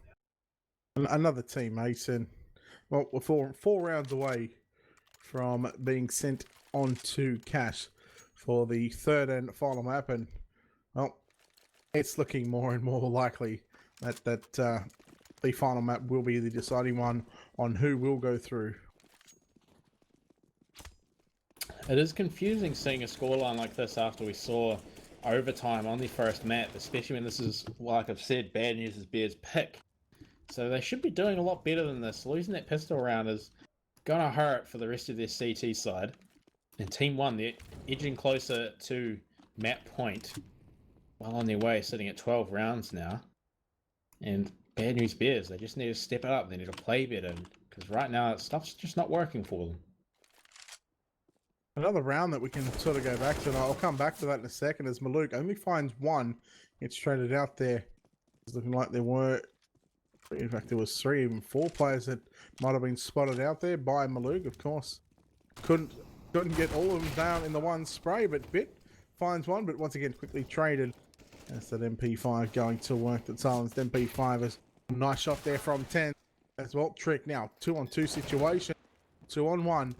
Azu with that AK-47 in hand, not going to matter because Trick gets the shot. And another crucial round that we can sort of go back to was that defuse that came in by Maluk, where PTR couldn't get that knife kill him, where he was knifing the wall, and that was a crucial round that, you know, also broke probably Team 1 broke Bad News Bears' spirits. Yeah, pro tip for anyone watching: if anyone ever puts down a smoke when they try to defuse and you want to go for a knife, don't right click, because the rate of fire is so much slower, and all you really need to do is find the player and hit them 3 times, 4 times with the single left click knife. So pro tip for anyone in the same situation as PDR, maybe even if PDR ends up watching this, left click next time, because it'll work out a lot better for you in the end. Oh, tactical pause coming out, and Bad News Bears going. In fact, it's going to be Mitch going up with the glass cannon AWP, and the rest of his teammates, of course, going to go with the AUG. So Scope City back out. We've seen it a few times in the first half, and of course we've seen it in map number 1 as well. 4 AUGs and an AWP to play with.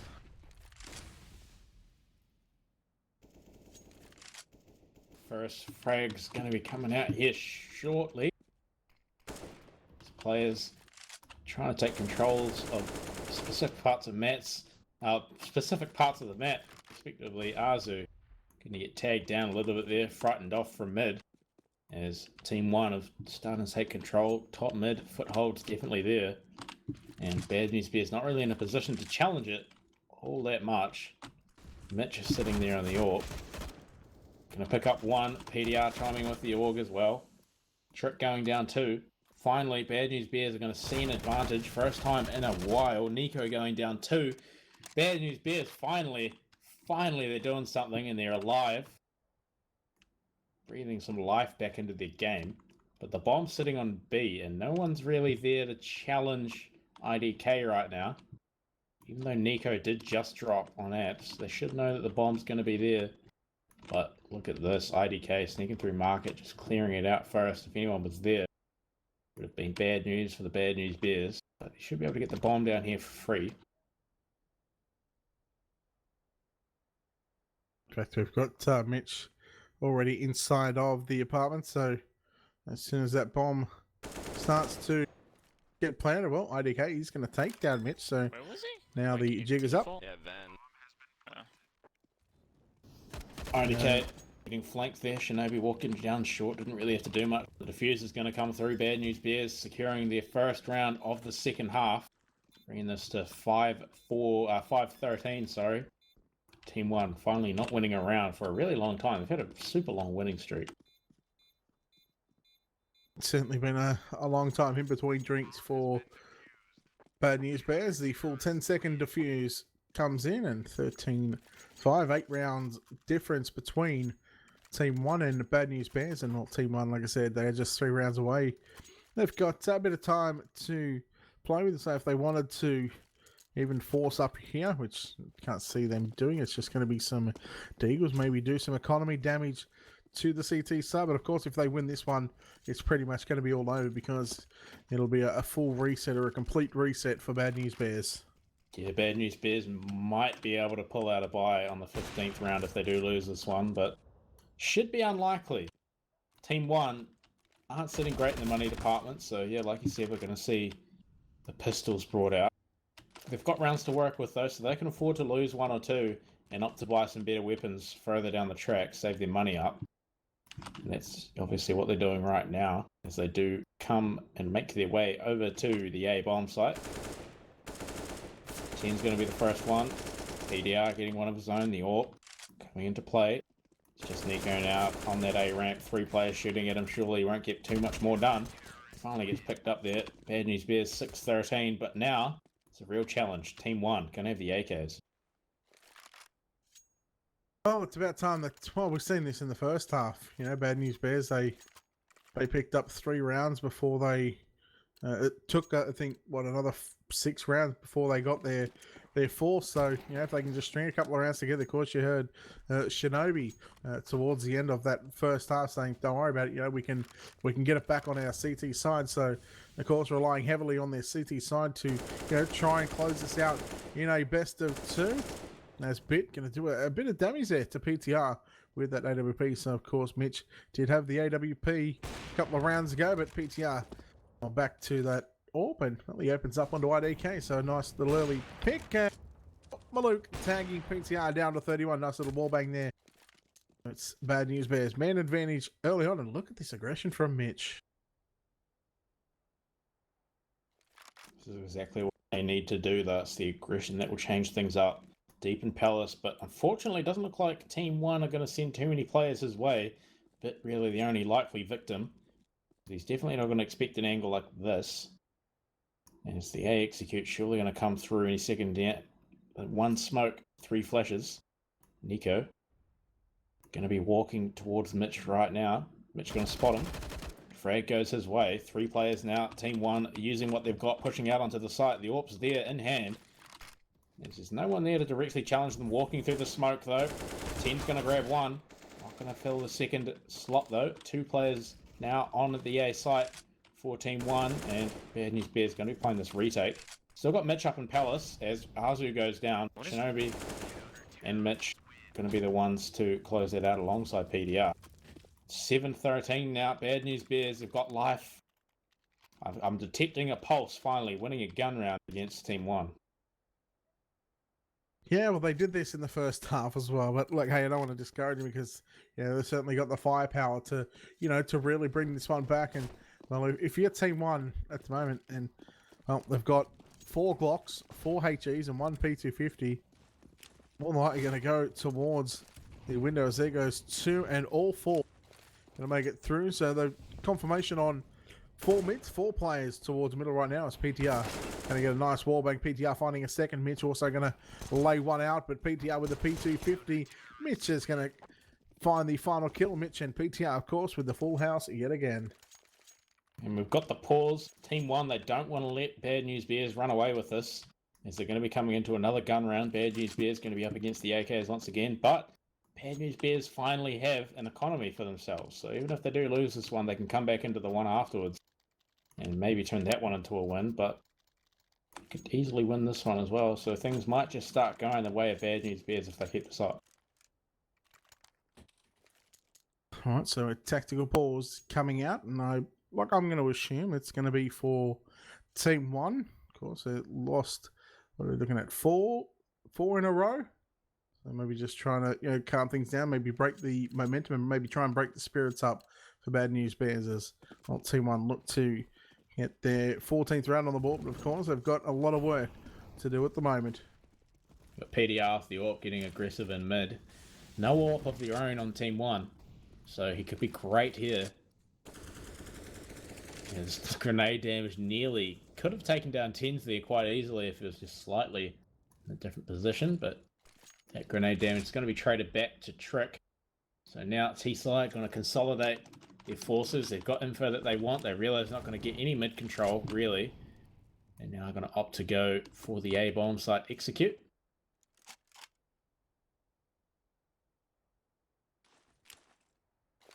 So out comes the utility from Team 1. Couple of smokes. They're going to wait for them to pop out before they make their way onto this site. And it's starting to finally come right now as well. There's a bit of damage done, and there is Nico takes down Mitch.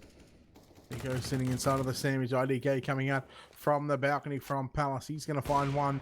Nice shot there from PTR. Not sure if he spotted him through the edge of the smoke, just or not, but Oh, it's a 4-on-3 bomb going to go down, and bad news. Now looking down the barrel of a 14th round loss. Yeah, they're going to save the AK and the AWP here, provided Shinobi doesn't get taken out, but Team 1 probably not going to be that eager to go hunting for frags with the economy that they have. Shinobi will pick up one, but I doubt he'd want to push any more than that. PDR's coming for assistance though, but the bomb's ticking down. They're running out of time. Things need to move a lot quicker than what they are. PDR going to save his teammate, but IDK picks up a frag of his own on the way out, and now the bomb's going to go off. Bro, like, getting so unlucky. It's all good. There we go, 14-8. Of course, bad news, man. It's not worrying about that round. Just shake it off and come back. They've got a bit of money to waste getting into this 23rd round, of course. Still looking at Mitch sitting in just shy of 10k, but of course he has yet to buy a weapon. Maybe talking it over with his team. Maybe they go for the double AWP setup on the CT side, and there it is, perfectly timed. Double AWP setup. Bad News Bears. Hasn't been an amazing thing for them throughout this series. Like, it hasn't been the absolute decider in how a round goes, but maybe it'll be different on Mirage. Especially when there's no AWP reply from Team 1, apart from a scoped assault rifle sitting there on IDK. Alright, so we're just waiting for the timer just to run out here, and then we go getting into this 23rd round. Right now it is Team 1 with a 6-round advantage, of course 2 rounds away from sending us into map number 3, and while Team 1 not going to waste any time getting onto this A bomb site right now. Trick finds 1, 10's going to get fined 2, in fact looking for the 3rd, will get the 3rd. So nice, a quick 3k for 10's, trying to stop Team 1 from coming out and pushing any further onto this one. IDK, he's going to take Janazu, 10's still alive, and well, IDK, just 4 HP, surely he can't go in a 1-on-2 clutch, and no, there is PTR coming in with the edge of the wall bang. 14-9, so the quick A execution from Team 1 was quickly shut down, especially by 10's holding that one down. I mean, it's definitely worth trying, you know, when you really want to shut Bad News Bears out. Like, that would have been a reset. So if they did get that to work, because they hadn't actually tried anything that aggressive, if that had worked, which it very well could have, it would have been great for them. But now Team 1, they're going to be reset in a way. They've got the rifles and a couple of upgraded pistols and some utility, but they lose this one. Next round will surely be a save. And I also wanted to mention too, Arzu not having a great day, 5-20. I've seen him go down a lot. It hasn't always been in the most fun ways. So frustration is definitely going to be going going to affect you at that point. Yeah, look, they all have their bad days. There's no player at any time that can, continually to put up great numbers. Well, Malouk with the Deagle spray onto 10's. 10's only able to find 1. It's still a 4-on-4 situation. Bomb about to go down. Mitch going to find 1 into CT. But Arzu quickly there to trade him out. So Arzu getting his 6th kill of the game in a 3-on-3. Make that a 3-on-1. IDK with a CZ. Got some head armor. Finds 1. If he can take this into a 1-on-1, he can get this kill onto Shinobi. That was a very doable situation. So a 5-second defuse comes out. AWP saved already. And Bad News Bears, after, what was that, an 11-4 scoreline and looking all one-way traffic, well, they managed to find 6 rounds on their CT side out of the 9 so far. So picking up 2/3 of the rounds complete here in the second half. And, well, it's more likely that the possibility realms of another potential overtime. Team 1 are going to be forcing up here to an extent. You have the AK on it, Nico, and then a rest on Deagles. Meanwhile, Bad News Bears, obviously much stronger economy, going to have the 4 rifles and the AWP. So it should come to an 11-14 here. Team 1, they've got a few more rounds to work with. Not a massive amount, but hoping to buy into the next round, hopefully, depending on how this one goes. Now, pushing through mid, we're going to see some mid aggression here, some mid control being taken. Let's see if 10's and PTR are going to hold this one off. 10's is going to find 1, Mitch, with the assist on that. 10's finds a second. He's really starting to to come alive. Nice shot there from Bit as he finds two. Just like that. Absolute bloodbath inside the middle of the map. And 14-11. Bad News Bears. Well, they certainly got the claws out, bringing this one back. Now this is the important one, ladies and gentlemen. This decides basically if we go to a third map or not. Team 1, they win this gun round. Then they're sitting on map point. And we'll be going to the third map if they win that one out.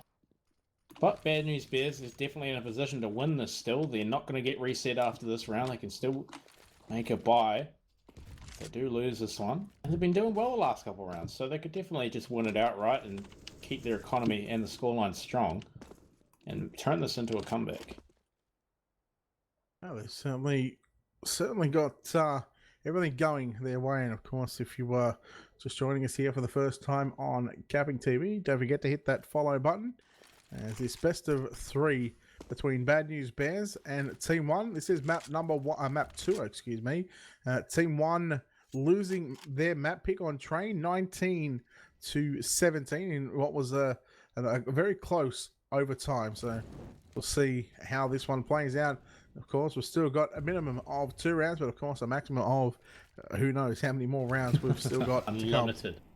Unlimited, yes, indeed. This game could, I say could, and once again, I use that term very loosely, could go for quite a while.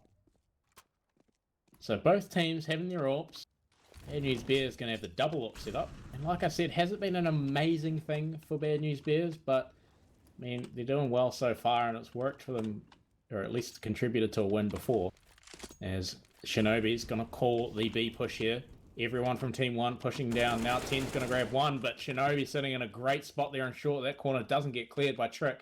He's going to grab 2. Now it's just 2 T players, and Shinobi's also going to hear them leave B apps, so that's going to get called as well. So those players are going to split up, try to consolidate what's left. Nico going to grab 1 on his way out of apps. Yeah, there's not enough time, so there goes the bomb that's being dropped inside of the underpass area. And well, Nico is going to survive, going to get no money for that round loss. Of course, if you are a terrorist and the timer runs out and you're alive, you do not get any money for that round. Well, if you died in the round, and you will get the loss bonus. So, of course, I wouldn't be surprised if we see Team 1 once again forcing up here. Oh, yeah, things are getting a little bit hot under the collar for Team 1. Don't really have enough money to put together a solid buy, so we are, of course, going to see them opt for a tiny bit of utility, maybe go for an A execute with the pistols they can afford. But Bad News Bears looking great economic-wise, and they've got the double up set up still, and great rifles between them all. So they could definitely bring this even closer than what it is already. Remember, this was coming from an 11-4 scoreline at the turn of the second half, with Team 1 winning the pistol round for the second half as well. So great performance from Bad News Bears to even get to this point. Yeah, well, what was remember 11-4? So, you know, they've certainly dug in, had a go on their CT side, and I think they lost a pistol in the second half, did they? Or they might have. They did. Yeah, so you know when you're looking at a 12-4 scoreline, it was potentially to be a really ugly matchup. Well, there goes Nico. He's going to open up, and well, it should be to quickly trade that one out right now. Back still into a 4-on-4 situation, although it's once again only pistols again for Team 1 in this one, and in comes Azu, finding 1, finding 2. I'm sure we're going to see a lot more clean up here from Azu if he can get. He's actually made his way into the middle of the side. He just got double teamed like you wouldn't believe. And well, Tenzi's actually just burnt alive bit. Yeah, it was hot and toasty in the kitchen. It's a little bit too close for Bad News Bears there, but they win it in the end. That Molotov managing to pick up a player that had secured a rifle, so that will secure them the win in the end. Only the single AWP now on PDR. Meanwhile, utility and rifles are definitely all there for Bad News Bears. Team 1 going to have a buy of their own that's looking pretty strong, and the utility to put those weapons to use as well. One round between them and Map Point. Bad News Bears, though, have been looking really good these last few rounds, and all they have to do is carry through this momentum, and PDR's doing exactly that. Controlling mid, one-man army, taking down Maluk there. Maluk not going to do anything.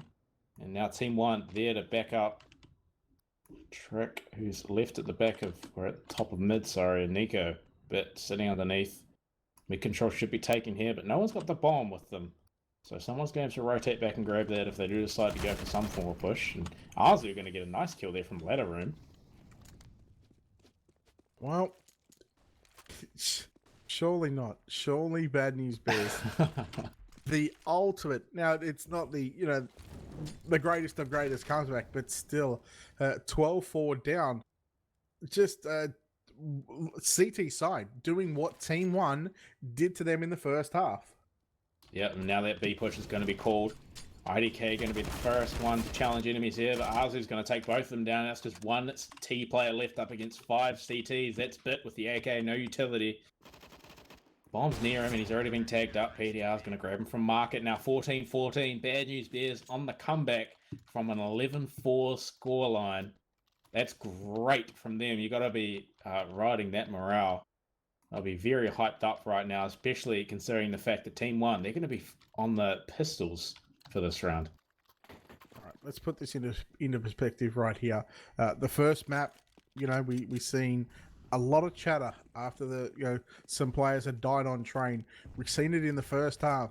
Since Bad News Bears have been on this absolutely roller coaster of a ride and emotional roller coaster as well in this second half, you've heard very, very minimal chat coming from the players, of course, wanting to step up their game, really focus in on this second half of the match and look towards closing this one out in a nice 2-0 fashion here. And here we go. It's going to be a minute 20 remaining as the Molotovs utilities all being thrown out. Oh my god. The fat team flash just walks straight into ramp, doesn't pick up 3, but he only gets 2. 2 players left now for Team 1. Now it's just 1. Team 1 going to have to try and play for that overtime with the money they make. Arzu going to close it out there. Obviously, Bad News Bears going to have plenty of money to buy for this next round and maybe take the dub. But Team 1, they're going to have rifles of their own, and this is the one that counts for them. This is going to bring it to overtime if they win this one. But Bad News Bears, they win this one. That's their spot in the closed qualifiers for IEM Sydney. Wow, you wouldn't have thought about it. Hang on. We're gonna go back to this here in just a moment. Of course, a fast play towards short. It's gonna be Trick. He finds one, finds 2. Mitch is gonna find Bit. In comes IDK. 4-on-2. Make that 3-on-2. As here we go. It's Shinobi and PTR. There's the chatter that I was talking about, and it's due to some frustration right now. IDK, another great headshot. You gotta just swing on him there, though. Yeah. Trick managed to get a nice turnaround there on short and opened up mid for his team. PDR going to get burned by a Molotov there in CT. Nico's going to stare at him with the AWP and take him down. We are going to overtime for the second time this series. Ladies and gentlemen, these teams so evenly matched.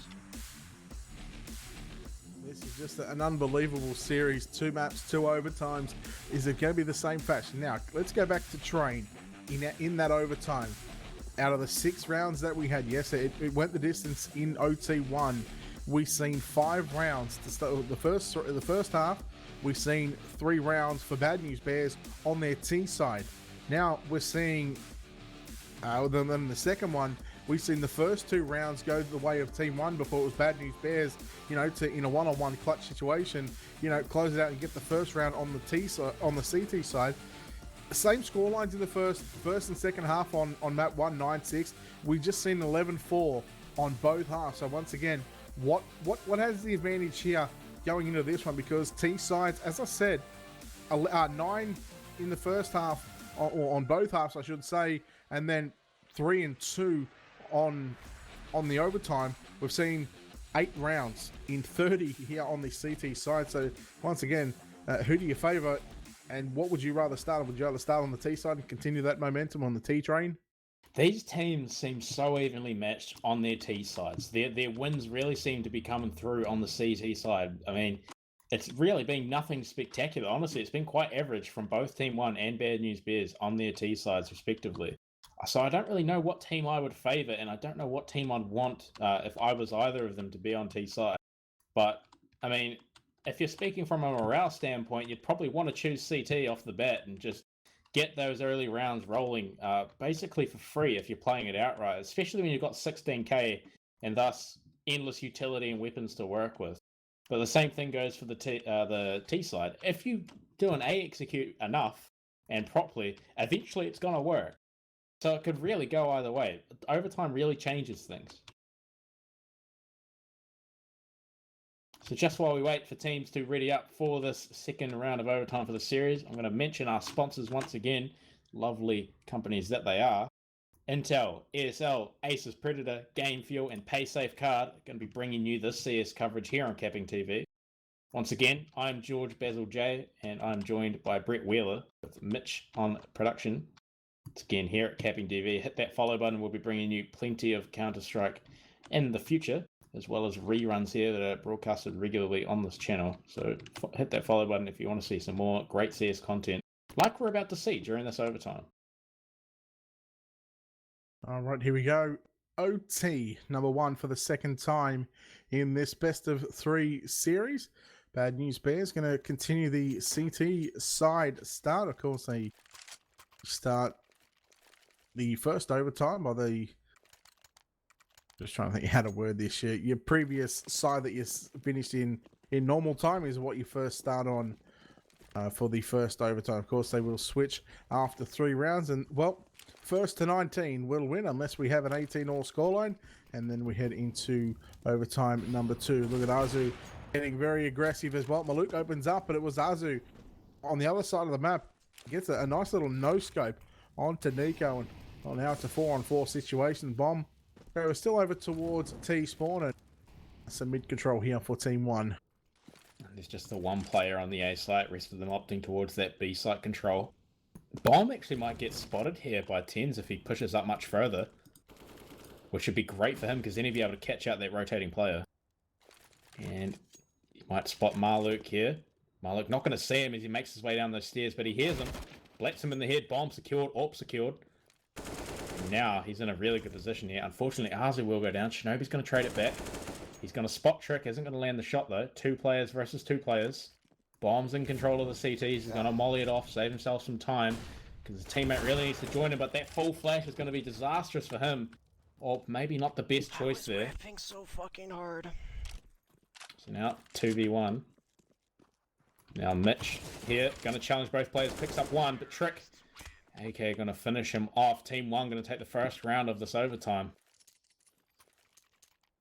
Well, see the T side continuing on the overtime tradition.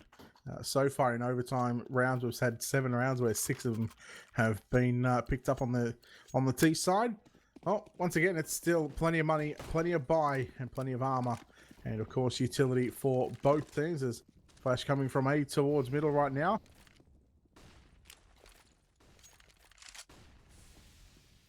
And so, endless money, like I said, so neither team are really at a deficit economically. It's not a risk that you have to run when you're in overtime, which is great. As we watch these players take respective map control. A lot of B site being given up. Bit going to get boosted up into Nest here as well, and obviously Bad News Bears going to have no idea about that. Mitch going to peek it though, takes him down. Now that's a player advantage for Bad News Bears. 3 players sitting over towards this B site. IDK is pushed all the way out to Arch, and there's no one really on site to do anything about it. PTR though, he's going to peek a little bit too wide. Shows back to the door, picks up that frag. 2 players down for Team 1. Bad News Bears have thoroughly secured an advantage for this round. Well, Bad News Bears, that's going to be Mitch who takes down Nico. So now this round just a little bit more harder for Team 1. Is looking like we're going to see Bad News Bears pick up their first in OT.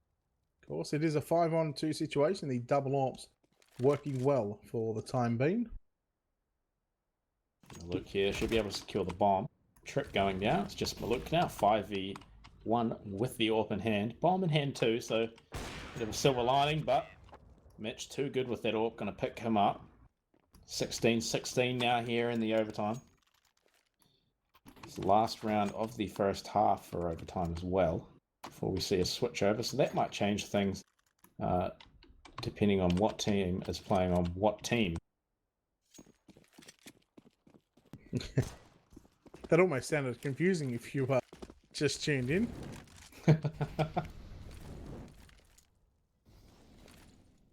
Alright, So we got IDK on the Krieg, 3 AKs, 4 Trick, Bit, and Nika. Of course, Maluk continuing on with the AWP players.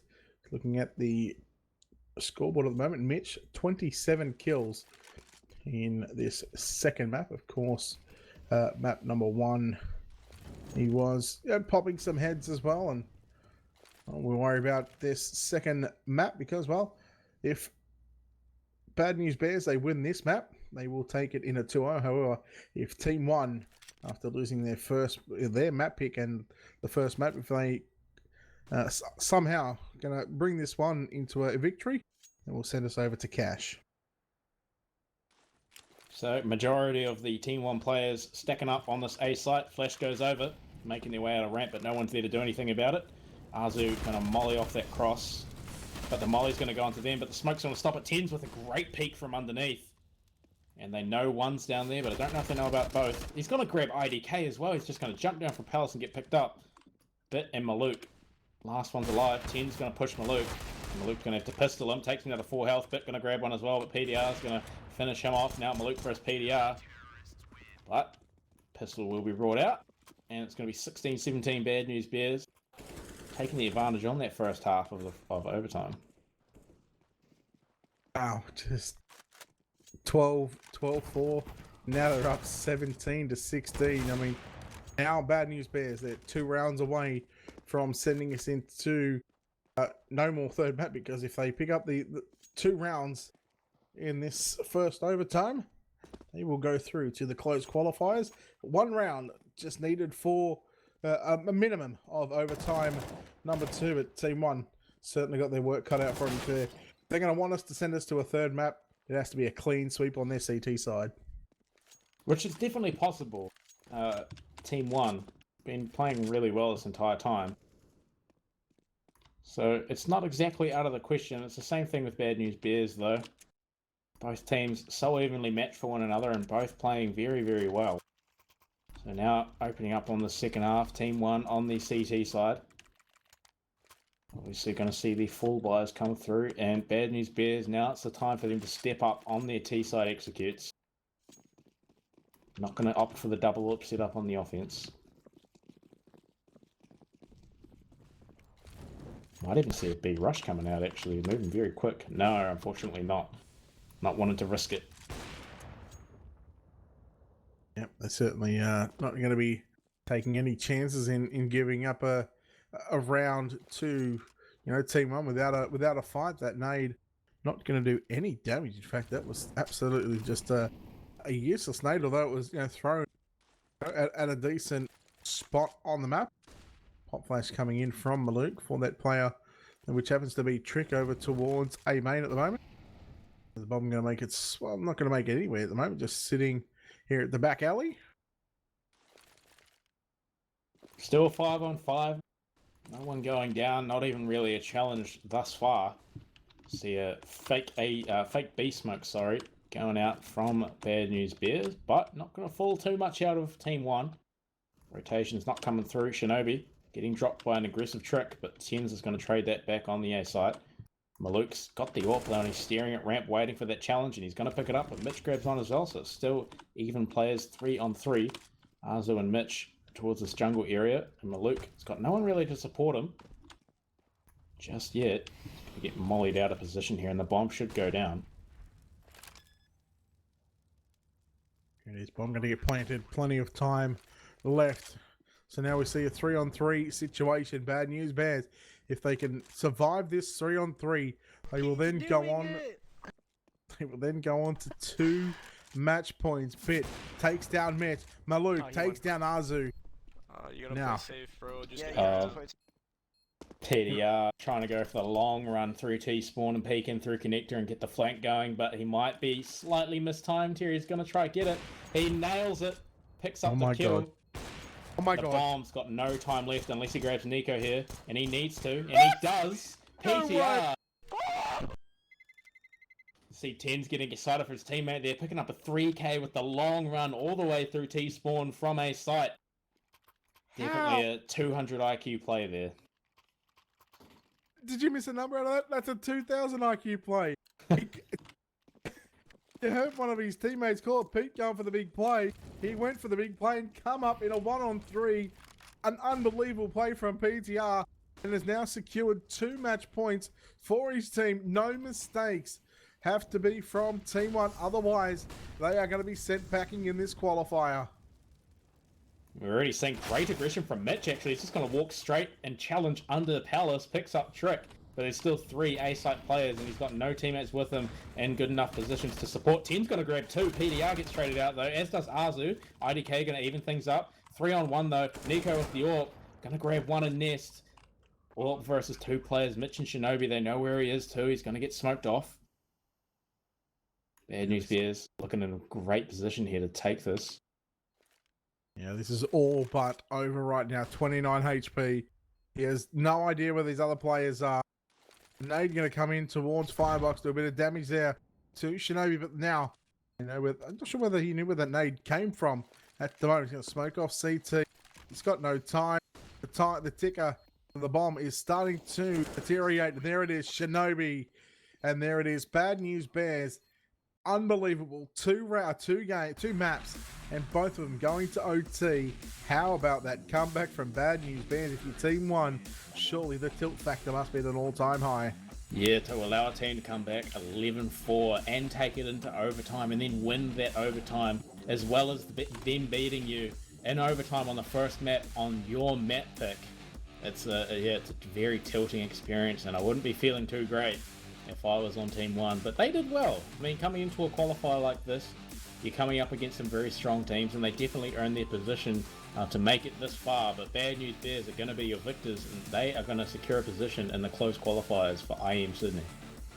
Yeah, well done. Thoroughly deserved here from Bad News Bears. We'll see how far they can go. Of course, at the earlier on match, it was also Swole Patrol picking up a 2-0 victory as well. So we'll see how both those teams will go in the close qualifiers.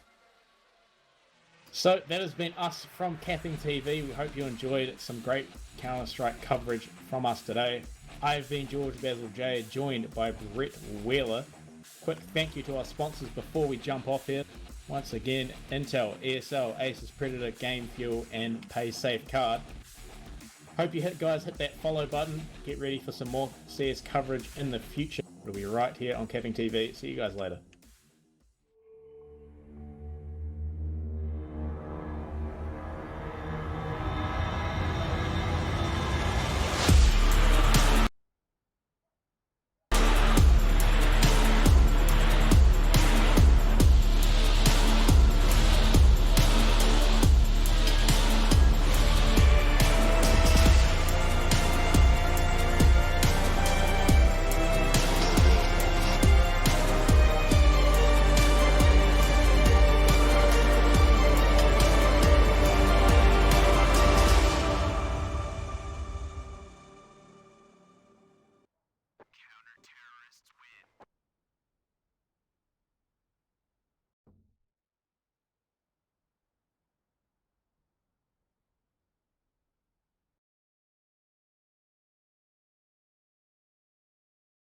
Fine.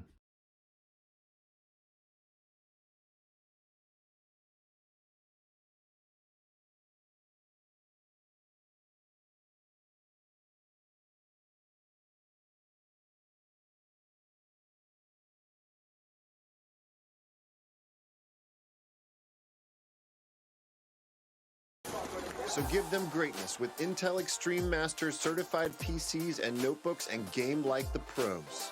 When you see the unique IEM certified stickers on the outside, you'll find high-grade components with Intel Core i5 and i7 processors inside. Every purchase includes in-game content and supports the prize pool of Intel Extreme Masters. Game like a pro, because the world is watching.